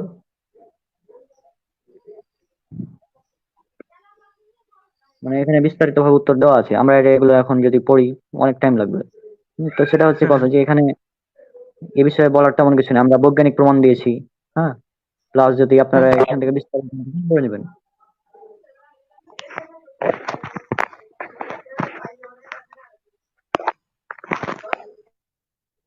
হ্যাঁ মানব ভাই। হ্যাঁ বলেন। হ্যাঁ এই বিষয়ে আপনি কিছু বলার থেকে বলেন। আমার কিছু তেমন বলার নাই, যেখানে একটা সম্ভবত এটা বলা হচ্ছে যে ইমাম আহমদ অন্যান্য বর্ণনা করেন রাসূল সাল্লাল্লাহু আলাইহি ওয়াসাল্লাম সেখানে নামাজ পড়েছিলেন। আচ্ছা, মানে এখানে ম্যাপটা উল্লেখ করা আছে ওই সে সময়ের। হ্যাঁ হ্যাঁ তারপরে আল আকসা বাইতুল মুকাদ্দাস কমপ্লেক্সের মানচিত্র। তারপরে এখানে আরো কিছু তথ্য দেওয়া আছে। এই যে এখানে। হ্যাঁ হ্যাঁ তো এই ব্যাপারগুলো মানে বিস্তারিত ভাবে উত্তর দেওয়া আছে, মানে তারা যে যত অভিযোগ করে সবগুলোর জবাব কিন্তু আমাদের এই মিনার্ভার যেটা ওয়েবসাইট, ইসলাম বিরোধীদের জবাব, রেসপন্স টু অ্যান্টি ইসলাম, এখানে দেওয়াই থাকে। কিন্তু সমস্যাটা হচ্ছে যে তারা অভিযোগগুলো দেখে কিন্তু জবাবগুলো দেখে না, দিয়ে তখন আধা নাস্তিক হয়ে যায়, প্রথমে আধা নাস্তিক হয় পরে পুরো নাস্তিক হয়ে যায়। ঠিক না? হ্যাঁ হ্যাঁ হুম, এটাই। এটা আমি বলছি, সেটাই। আমি প্রথমে বলছি ভাই, মিরাজ সম্পর্কে বা এই ধরনের যত অভিযোগ আছে ইসলামের উপর, এরা অধিকাংশ যারা সংশয়ে পড়ে এরা কখনোই পড়ালেখা করে পড়ে না। এরা যদি হাদিসটা দেখতো এবং ভালোভাবে গবেষণা করতো যে আসলে কি মিরাজে কোনো ঘোড়ার কথা বলা হয়েছে, বা আসলে কি হুম, হুম, কোনো পাখার কথা বলা হয়েছে, বা হ্যাঁ, ডানাওয়ালা পাখা নিয়ে কি তিনি বায়ু শূন্য মহাশূন্যে তিনি গমন করছিলেন, এগুলো যদি তারা হাদিস থেকে একটু ঘাটাঘাটি, এগুলো সবগুলো মিথ্যা অভিযোগ করা হয়েছে কোরআন সম্পর্কে, কোরআন হ্যাঁ, হাদিসের উপর মিথ্যা বানোয়াট কথাবার্তা এগুলো। এটাই। সেটাই। তো আচ্ছা, আজকে আর মনে হয় অভিযোগ ছিল না, এই কয়েকটাই ছিল, তাই না? হ্যাঁ হ্যাঁ এগুলোই মূল অভিযোগ। আর বাকি যেগুলো এগুলো ছিল মূলত, মেন মেন সেগুলো তো দেওয়া হয়ে হ্যাঁ গেছে। মেন মেন ওয়ালাইকুম আসসালাম, গতকাল, ইসলাম মেন যেগুলো সেগুলো ইসলাম। গতকালই হয়ে গেছে। হ্যাঁ হ্যাঁ হ্যাঁ এইগুলোই। আর বাকি আমাদের এই মেরাজের ২ পর্ব প্রায় শেষের পথে। সামনে হ্যাঁ, ইনশাআল্লাহ অন্য কোনো টপিক নিতে হবে। ইনশাআল্লাহ এভাবে। তো তাহলে আজকে আমরা শেষ করছি। সব অনেক দোয়া করবেন আমাদের জন্য। আসসালামু আলাইকুম ওয়া রাহমাতুল্লাহি ওয়া বারাকাতুহু।